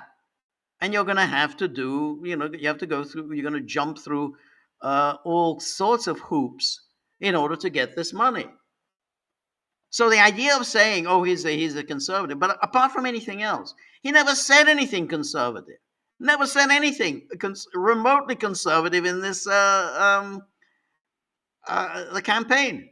Their own people are only saying he was a conservative because he used to be part of Fidesz. But that only just means he was an apparatchik. He was a member of Fidesz, as part of a careerist move, and he marries the rising star of Fidesz, which is Judith Varga. Then when he realizes that basically Orban's day has come and gone, When he realizes, then he leaves Fidesz and then allows himself to be used by others and to be manufactured and created into this new figure. But he never said anything conservative on all of these issues, the wokeism or LGBTQ. He never said anything. He left all these issues aside. Ukraine, never said anything on Ukraine. All he did was say, I don't like Orban. I don't like corruption. So this was all made up. This is entire fiction that he somehow, he had these very conservative views. And even now, when he talks about this migration, he says, well, I'm against illegal immigration. Oh, fantastic. The people say, oh, great. He's against illegal immigration. Oh, that proves that he's a conservative. That's it. This is a victory for conservatism. Well, of course he says he's against illegal immigration. How can you be any government official anywhere and say you're for illegal immigration? By definition, if you're in the government, you have to be against something that's illegal. It's an absolutely meaningless comment to make. Well, I'm against illegal immigration. Yeah, of course you're against it. But you're going to have to do what Brussels tells you. If they tell you you need to take your quotas, that there's going to be migration quotas, and you have to show us, prove to us, that you have drawn a line in the sand from the bad Orban era, that that you have nothing to do with Orban, you're going to have to take your quotas. And you're going to have to change your asylum policies. We saw that. We discussed that. He's going to have to change his asylum policies. No more of this, you have to apply for asylum outside of Hungary. No, that's not in accordance with EU rules. You have to show us that you have to come into the country and apply for asylum in the country, and you get to stay in the country in which you have applied for asylum. That they're going to have to make that change. So we're just saying, I'm against illegal immigration. Oh, great, he's a conservative. Anyway, that was all moronic. So anyway, Danaki goes on, but on a serious note, how different would Tissa's foreign policy and the internal one, for that matter, be? I think it will be very substantially different. I think it would have to be. I think they're going to change their foreign policy completely. I think they're going to abandon Orban's kind of neutralist third way role. I think that his attempt to be the goalist of Europe, I think that's going to go. I think Magyar is going to reorient Hungary as a mainstream European state. It'll be no different from Croatia, and so on. So that will absolutely, all of that on the sanctions thing and everything else. And I think they're going to push him to diversify his energy resources. In other words, stop, not overnight, but basically stop imports of Russian oil and gas. I think he's going to make a move on that. And I think internally it's also going to change. He's been told, stop with this LGBTQ stuff. That absolutely going to change. In other words, hey, part of the school curriculum, we told you about this before. We told you Hungarians, you have to bring back LGBTQ material into your state schools. So that's going to be that. Immigration, as I say, hey, you're going to change your immigration policy, bring it in line with EU immigration policy. And the competition policy also, hey, we're not going to have a government preferring Hungarian investors, Hungarian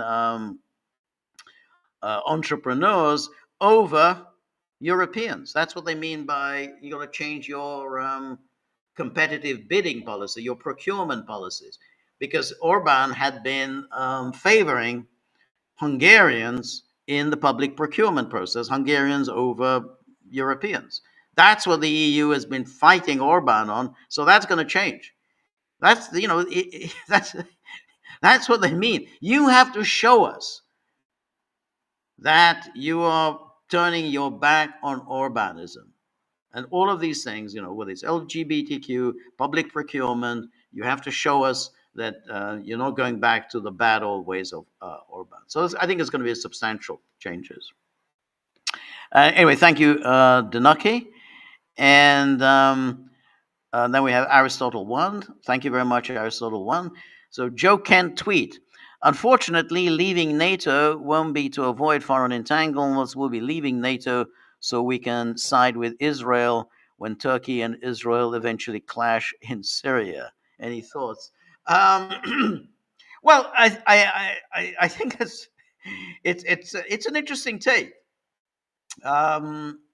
Given Trump's lack of any particular adherence to NATO, and given his bizarre allegiance to Israel, I mean, which we still haven't quite figured out what's behind that. I can see that. It's an interesting possibility that the United States joins with Israel against Turkey. I still think it's a long shot because Turkey is ultimately a strategic prize. I mean, it's a big country. It's what 110 million. I think more than that. So it's much bigger in Israel, and it controls the vital Dardanelles Straits, therefore the access to the Black Sea. So you want to have access to the Black Sea, you got to keep in with Turkey, and of course, it borders Russia. So if you want to make life difficult for Russia, you need to have Turkey in your corner. In comparison with that, Israel doesn't really provide anything. Israel is just a liability. So I find it difficult to believe that the United States would join Israel in a war against Turkey, a war that's likely to be much more difficult than the war against Iran. I think Turkey is a much bigger, much stronger power than Iran. I don't know whether anyone wants to start trying to unlock the Dardanelles Straits. Not impossible, but I have my doubt that is going to happen. I mean, this whole Iranian adventure has been such a fiasco for the United States that I have doubts that even the Trump administration would want to repeat this with Turkey. So I think it would be would be interesting. But I think ultimately Turkey is a major prize. What I think is more likely to happen is what was tried under Obama, which was to try to engineer a coup in Turkey against the Erdogan. That's what, and therefore to try to install a much more pro Israel government in Ankara. I think that would be much more in the EU-US interests, because they don't like Erdogan. They find him unreliable, and they want to go back to the good old days, just like in Iran. They want to go back to the good old days of the Pahlavis, of the Shah. So in the case of the Turkey, they want to go back to the good old days of the Ataturk generals, one after another. They had all these coups, these bloody coups, but they were all adherents to Ataturkism. Erdogan has turned his back on Ataturkism, but they want to go back, these secular rulers, and secular rulers who had good relations with Israel. I mean, Erdogan's relations with Israel aren't bad, but not perfect from Israel's point of view, and not perfect from US point of view. So I think that's more likely. Yet another attempt at a coup against Erdogan. But anyway, it's an interesting idea. So thanks very much, Aristotle. And Samba Petrus. Welcome, Samba Petrus. Looking forward to seeing you in Hungary. And Summer Petra says, can we have some good news from Hungary to follow on from the deeply depressing recent event? I understand red onion production from the Mako region will be above and beyond the long term sessional average. Well, that's interesting. I didn't realize that, but that certainly is very good news. Now, can I think of anything good to say? From Hungary. Not really. Other than, well, it's mid-April, and the nice spring warm weather will be here soon. Spring and summer are quite nice in Hungary. So if you want to come and enjoy a kind of last hurrah, a last pleasant holiday, this might be the time to do it. But other than that, I can't think of anything positive to say about anything that's happening in Hungary. I think it's totally depressing and demoralizing, because Hungary was just the one state that refused to play ball. I mean, that it just it was it was independent, it was sovereign. It espoused all manner of traditional, old-fashioned ideas. But unfortunately, it made a lot, I think many mistakes. I think probably, I mean, yeah, I'm speculating. Orban should have maybe I don't know, groomed a successor early. It's always difficult to seek re-election after 16 years. I mean, however good a leader you are, 16 years is an awfully long time, and therefore, in the best of circumstances, it would have been very difficult for him to win a fifth a consecutive term. So it would have been an idea to pass the reins on to someone else. Maybe that might have made a difference. I'm not sure. But I think it generally is a problem with kind of competent, smart leaders that they don't leave power when the going is good, and instead they cling on for too long. Um, Something similar to happened with Milosevic. I always talk about, again, Milosevic really didn't have a successor to pass the reins onto. And Milosevic, like Orban, was also surrounded by absolute mediocrities, really third-rate people. And Milosevic didn't have the think tanks, but Orban, I think, squandered a lot of money on totally useless think tanks. And we know they're totally useless in that they failed to make any inroads. I mean, the whole point of having these think tanks, a lot of people thinking and coming up with ideas and policy papers and whatever, is that they should have an influence on the public, particularly on young people. The whole point is to try and appeal to young voters. Young voters overwhelmingly rejected Fidesz. So all these think tanks, it's just, I don't know how many millions, were absolutely squandered. They brought over the worst people, the worst neocons that were always poisonous. And I said at the time, when I did a number of these live streams, these are poison.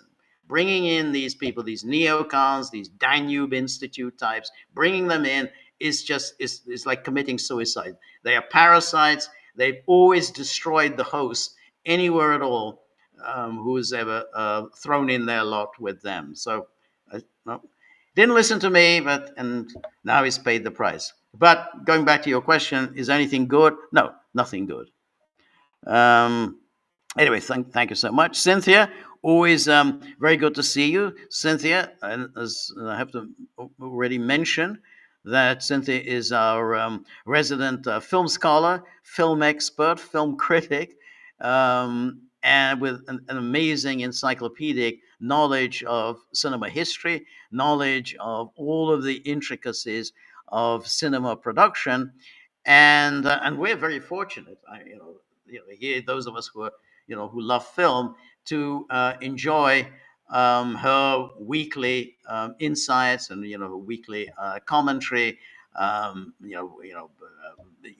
background briefings on film, because we screen on our Monday night at the movies. We have our polls and we screen kind of interesting films, and all the films are always worth watching. You can like them, not like them, but they're always worth watching.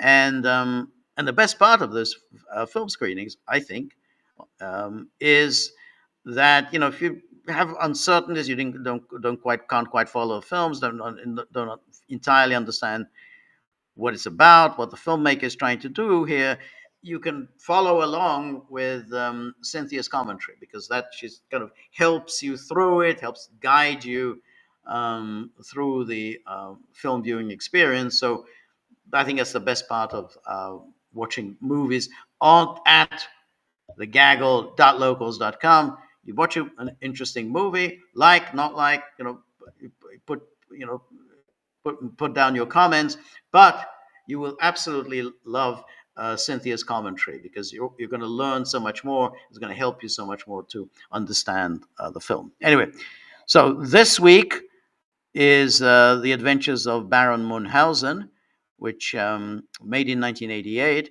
and it was directed by Terry Gilliam, whom you may remember was one of the Monty Python creators. He did a little bit of acting in Monty Python, but he was more like the creator, the idea, the brains behind Monty Python. Then he went on to make films, and this is The Adventures of Baron Munchausen. It's a very spectacular film. It's not to everyone's taste, but there's absolutely a lot that's very interesting and a lot that's worth watching. And as I say, watch it, enjoy Cynthia's commentary. Anyway, having said all that, let's look at Cynthia's comment. Cynthia says, Brian Berletich said a U.S. blockade would likely not take place inside the Strait of Hormuz, but in open waters beyond it. In that case, U.S. naval forces would interdict and seize Chinese oil tankers from the strait, similar to the roughly 10 U.S. actions against Chinese vessels carried out in open waters in the Caribbean Sea. By operating at that distance, U.S. forces could stay well outside the effective range of Iranian gunfire and drones, while still carrying out these interdictions. Agree. I don't entirely agree. I actually take a more sanguine view of what's going on. I really don't think Trump's heart is in this this blockade. I think he wants to get himself out of this situation. And even from the reports that we have, it doesn't look like this blockade is being enforced with any real energy. I mean, so far, any number of ships, tankers, have docked at Iran's ports and have gone through the Strait of Hormuz without any interdiction by U.S. warships. So far, I mean, that could change, but it seems like the U.S. is going out of its way not to enforce this blockade. It's like they're threatening the blockade, but they haven't as yet enforced it. So I tend to think that that the U.S. is just wants to get another round of negotiations off the ground, and I do think there will be another round of negotiations, because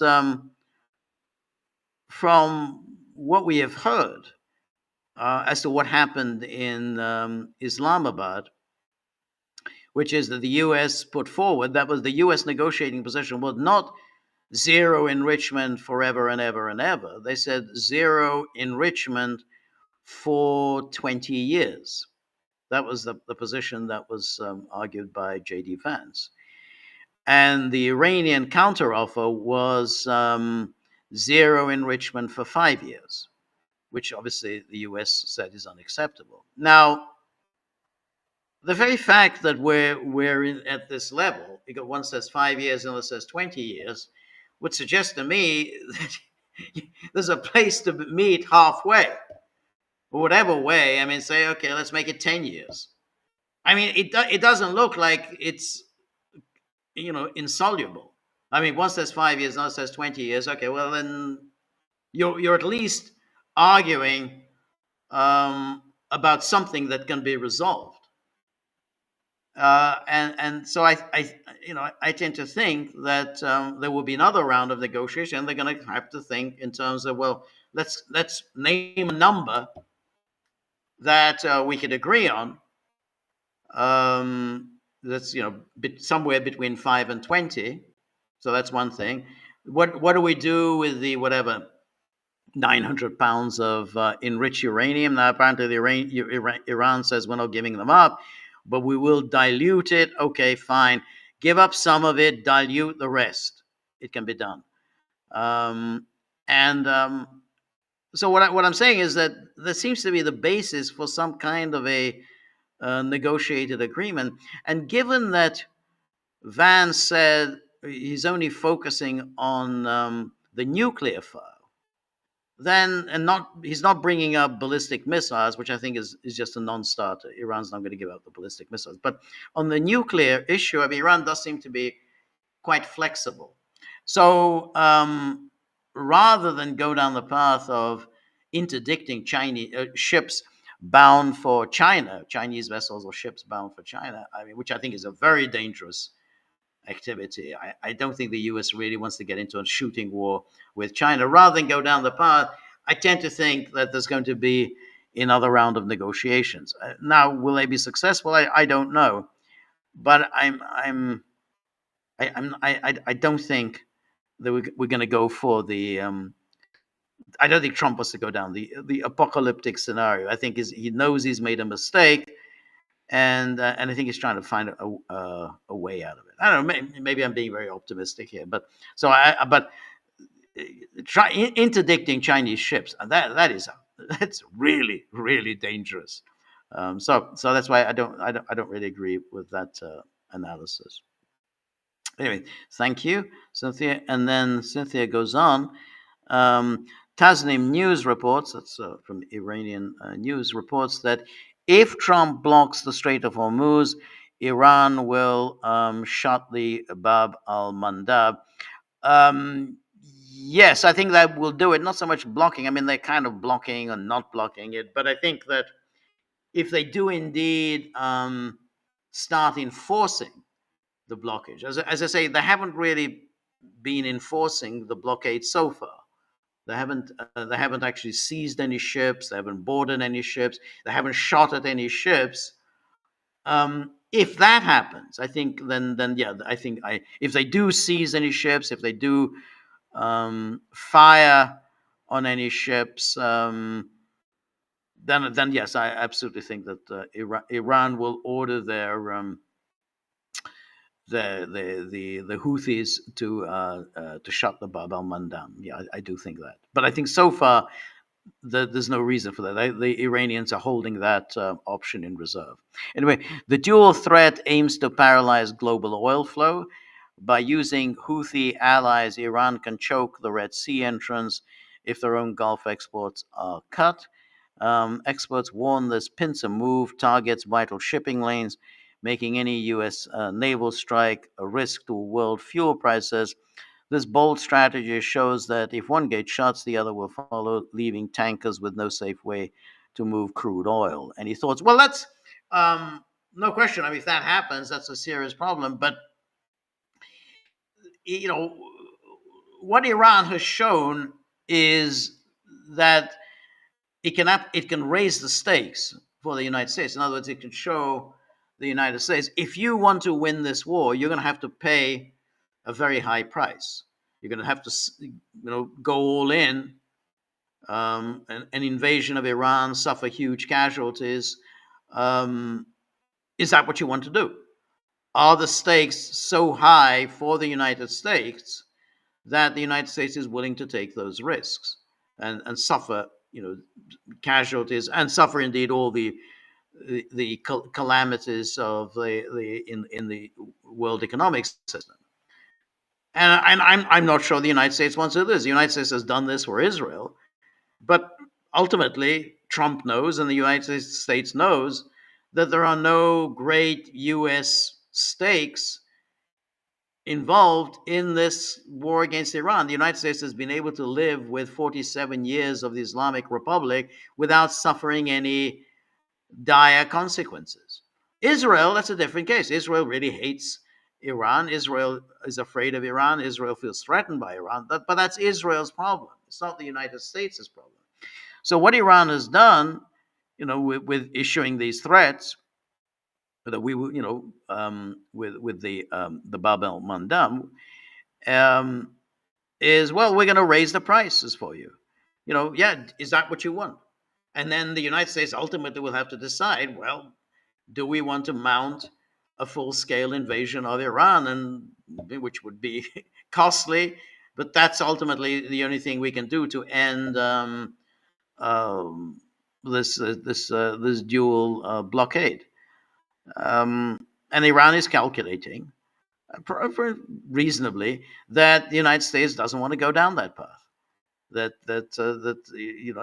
the very fact that these negotiations are taking place would suggest the United States does not want to escalate this beyond where we are at the moment. But and absolutely does not want to get into a war with China, which is what would happen if you start interdicting Chinese ships. I mean, because then you have got a war with China on your hands. So that's why I tend to think that this will be resolved short of this the somewhat apocalyptic scenario. But who knows? There's been a lot of surprising developments here. So anyway, so let's go down. So anyway, thank you so much, Cynthia. And there is Marty. Always very good to see you, Marty. And Marty introduces himself with a picture of Ursula von der Leyen. We've done a lot of Ursula today. It's been an Ursula evening, and deservedly so, because this election was a huge triumph for her. It's a victory for her.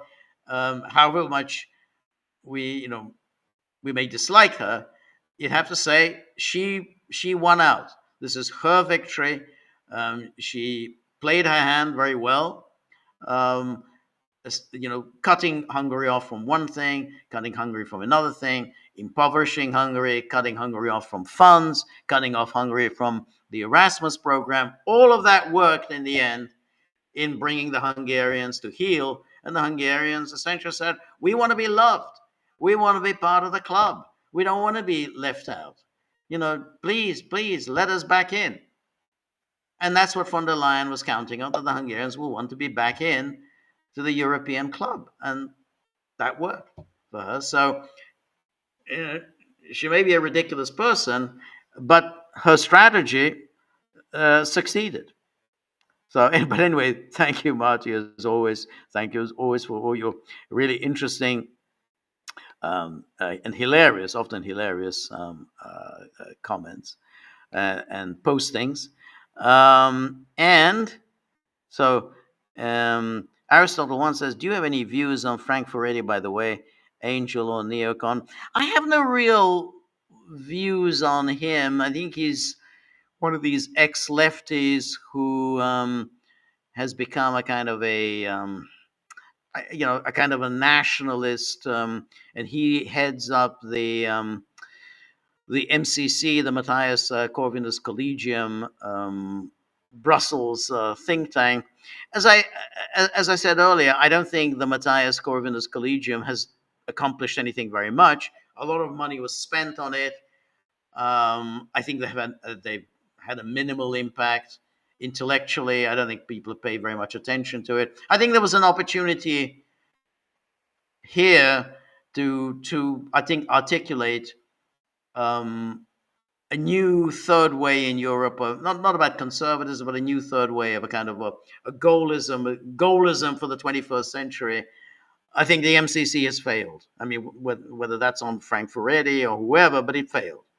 And so I think all these Orbanite think tanks are going to disappear. The Hungarian government obviously isn't going to fund MCC. Certainly not the MCC in Brussels. So I think Furedi will be out of a job. And I doubt whether Fidesz, now that it's obviously Fidesz is really up against it. I don't think they've got too much money to splash around on things like MCC or the Danube Institute anymore. So I think they're going to go by the wayside because ultimately they failed. They failed to deliver. Money was invested. They didn't produce anything substantial. So. But other than that, I've no particular views on Furedi. If you have anything to add, something on him, what you think of him, or some piece of work of his that's worth taking a look at, so please post here or the Gaggle. I'd be very interested to look at. Anyway, Vic Shakapopoulos says, Dear George, while it may be a little too personal question, I hope you will answer it. Is there any film or music piece that makes you cry, or at least makes your eyes a bit more wet? I don't know whether it's exactly, it makes me cry. I mean, it always touches me painfully. And I think that, and I've played it here on the Gaggle maybe once or twice, because it's one of the piece of music that that I think I don't know, I always take very personally, and that is Elgar's Enigma Variations. And the reason it's so personal for me is that it just makes me very nostalgic about England. It just makes me think about the England that I came to, the England that my father dreamed of when he decided to come to England. He'd been to England. He spent some time as a child in the England of the 1930s, and he dreamt of this. And this was his idealized picture of England, which is why he came to England in the 1960s. And in many ways, I also always think of England in a somewhat idealized way. And it makes me very sad because now, after what happened at Heathrow when I was last there a few weeks ago, it's very unlikely I will ever return, unless there are very substantial changes in England, which I think are unlikely. And so the music just makes me very, very sad, just because I have this picture of an England that's long gone. The England one dreams about, but it's no longer there. And the contrast between the England of Keir Starmer and Theresa May and Boris Johnson, all of it just seems so distant from that. And so it just makes me feel very nostalgic about a world that's gone. So every time I listen to the Elgar's Enigma Variations, I think it does bring a tear to my eyes, just thinking that that's just gone. It's never coming back. Never coming back for me personally, but even that England that is represented by that piece of music will never come back. So it makes me sad. Anyway, thank you for that question. And then Cynthia says, Alex Soros, God, that's a real dampener. Alex Soros brazenly and triumphantly continues to celebrate. He posted on X, yeah, Russians go home, Hungarians come home. Yeah, he did. Soros is plainly back in Hungary, and that's a deeply unsettling sign for the Hungarian people. At least it appears the younger son of Mr. Soros is ready to ruthlessly and opportunistically pounce. Indeed, and it's very interesting that he sent that out, this Russians go home. And as I explained before, this Russians go home goes back to 1956 and the cry of Ruski Koza, which is basically, Russians get out. And but of course, then it made sense because it's basically it was the Soviet armed forces that came in '56 and put down the Hungarian uprising. So it's understandable. That's a cry from those days, Ruski Koza. But to say it today is obviously a malevolent and a hate-filled, not to say racist, chant, because there are no Russians. There have been no Russians stationed in Hungary since 1991. So it's done in order to instill hatred towards Russia among the Hungarians. And, I think some very dim-witted Hungarians, and, maybe there are not just some, but many dim-witted Hungarians, have now taken up that chant. Ruski Khaza, Russians get out. The only Russians that are in Hungary is that Hungary is getting cheap and reliable oil and gas from Russia, which is what makes energy prices in Hungary affordable, unlike the rest of Europe. So if you say Ruski Khaza, get out of Russia, okay, great. Well, get your energy from somewhere else. Pay 4 times as much as you're paying now. So, but I think these Hungarians who are chanting "Russians go home," I don't fully realize it. But it's interesting that Soros is repeating this, and as I was mentioning earlier, and that's why I mentioned Marty, who once before actually produced that tweet where his dad George said, "Yeah, I remember what it was like when the Red Army was on the outskirts of Budapest." So they say, "Yeah, this is so terrible what's going on in Ukraine," and I remember what it felt like when the Red Army was on the outskirts of Budapest in 1944-45. Said, "Well, that's very interesting." So these poor Nazi-occupied Hungary was the victim of Red Army aggression. George Soros wrote this, and it obviously caused shock, and he quickly took it down. But if you said it once on Twitter, it stays forever. And I know, Marty, before you found this Twitter and you posted it here, so if you still have it at hand, it'd be great if you could post it. But anyway, the younger Soros is repeating his dad's mantra, "Russians go home." And of course, he's naturally very pleased. But it's hilarious also that he sent out another tweet in which he complained about foreign interference in Hungary. The idea of a Soros complaining about foreign interference. Now, that is, what's that word you used, Cynthia? Brazen. You used that word. What is it? There was something you said that triumphantly continue, brazenly and triumphantly.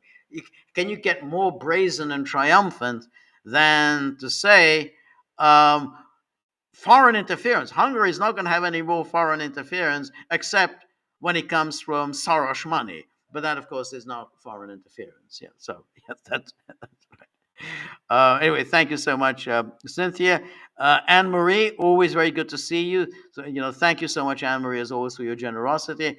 And as I always say, Anne Marie, we have Cynthia, who's a great film expert, and then we have Anne Marie, who's a great musical expert, kind of an outstanding musician who performs in the some of the most brilliant and renowned orchestras of the world, performs with outstanding composers, conductors, is worked with and collaborated with some amazing talents that she's written about here on the Gaggle. Always just amazing when she recounts these stories about working with Pierre Boulez and meeting Pierre Boulez. It's just fascinating stories. And this is another one of the benefits of joining our Gaggle community, that you get to hear about this. I mean, how many other communities you hear about people telling stories about what it's like to play music at the highest international level, and what it's like to work with extraordinary musical talent. So thank you, Anne Marie, as always, for all of your contributions, and thank you for your generosity. And then Robert, good to see you, Robert. And Robert says, Merz, this is Chancellor Friedrich Merz, has let slip that he is coordinating to force Ukrainians out of Germany to be conscripted and sent to the front lines. Did Ukrainians naively assume Germany was earnest about commitments to liberal values, including conscientious objection? Is that why so many fled to Germany rather than to Russia?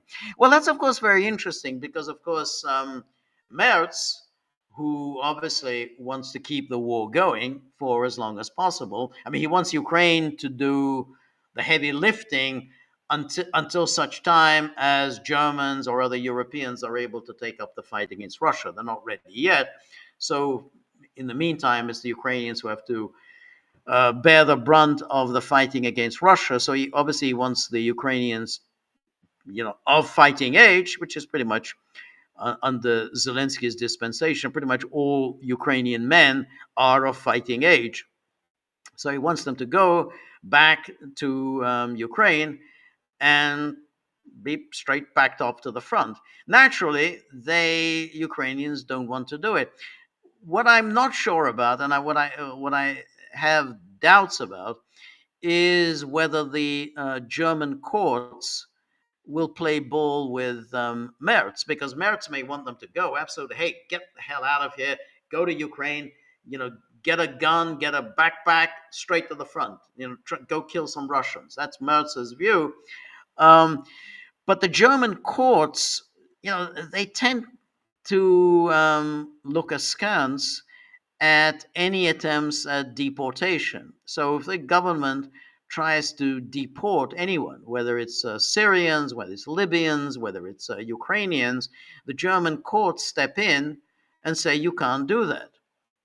And so, I mean, they do that, obviously. I mean, Merz is also claiming that he's going to throw out all the Syrians now that Syria is under the democratic rule of Al Qaeda. They can all go home back to Syria. But of course, the courts don't agree with this, and so they're not going to play along with Merz's plan. I tend to think that the courts will also not play along with this plan to send back the Ukrainians. I mean, the German courts just want the whole country overrun by migrants, migrants from anywhere. It's part of the sort of liberal German ethos. Anyone who's a non-German is good, so that Germany can become as un-German as possible. Let the German people be replaced by non-Germans, non-Germans from anywhere, Pakistan, Ukraine, Africa, wherever, just replace the German people. So I think that's the ethos of the liberal German courts. So I tend to think that Merz may have difficulties sending back the Ukrainians. I mean, maybe the German courts will make an exception for the Ukrainians. I tend to think that they don't kick anyone out of Germany. Once you're in, you're in. Anyway, then here's Marty present us with a picture of not Magyar, sorry, picture of Merz. Always a very grim, it's a grim picture. What's Merz doing in this picture? Let's see. Yeah, he's just pointing his finger. That's what awful person. Anyway, and then Anne Marie says, there's a video on X about some horrific acts Peter Magyar is alleged to have committed, including putting a puppy in the microwave. Oh, is there a video? I haven't seen the video. I've read the reports that he put a puppy in the microwave. Is there any evidence to support the allegations? Well, the allegations come from his wife, and then she goes beyond that, saying he behaved in an inappropriate way, shall we say, in front of their children. I don't want to go into details because this is a family show, but she says that he behaved in an inappropriate way. Do we believe them? Yes. Obviously, their marriage ended very acrimoniously, so it's, she may be not telling the truth. They obviously hate each other now. But the same thing goes with the girlfriend. I mean, he had a breakup with his girlfriend. She seems to hate him as well. The only reason why it's worth, I think, paying attention to this is that we know so little about Magyar. I mean, it's not like, well, he's been in public life for many years and we know a great deal about him, but we know nothing about him. He, came out of nowhere. He didn't have a particularly senior position within Fidesz, and And so therefore this is all that we have to go on is these few stories about Magyar, like the puppy in the microwave. She also claims that he used physical and mental abuse. He hit her. It was mentally abusive. We know he recorded a personal conversation with his wife. I mean, that in itself is quite horrific. He records a personal conversation with his wife, and then he takes this recording to the police in order to shop his wife, in order to bring criminal prosecution against his wife for corruption. I don't know what kind of a man does that. I don't. I mean, it's bad enough to record a conversation with your wife, unbeknownst to her. She didn't know she was being recorded, and then to take this recording to the police. So, as I say, the picture that you get of Magyar is a very unsavory one. I don't see too many positive. No one is saying positive things about him. You say, well, he was a brilliant man. He used to read Immanuel Kant at home late into the night, and he used to write essays about Nietzsche's philosophy of the will to power. Well, then you say, well, that's very, very, very impressive. So I haven't heard any positive accounts of Peter Magyar. So the only thing we have to go on are these stories. So you can believe it or not believe it, but I'd like to see anything positive about him. Anyway, and then MKMRD said, got to listen to some cultural radio today. Orban bad, Putin bad, crazy overly woke theater plays, Abramovich best artist. So nothing has changed anyway in the EU, I think, rarely does. And then MKMRD says, Merz confidently moving the ship in multiple directions at the same time. It's very depressing to everything about Europe is so depressing. I mean, Merz, Macron, Kaya Kallas, the one bright spark in the firmament, the one thing we all says, however bad things are, there's always something to cheer us up, and that one thing was, of course, Viktor Orban. However awful Kaya Kallas is, or the Finn chick, son of Marin, or Stubb, the president of Finland, or Keir Starmer, or any of these people, Sanchez in Spain. However awful it was, we could always say, well, at least it's Viktor Orban. I wonder what Viktor Orban is doing today. He's probably doing something interesting, or saying something interesting or entertaining. Now we don't have that anymore.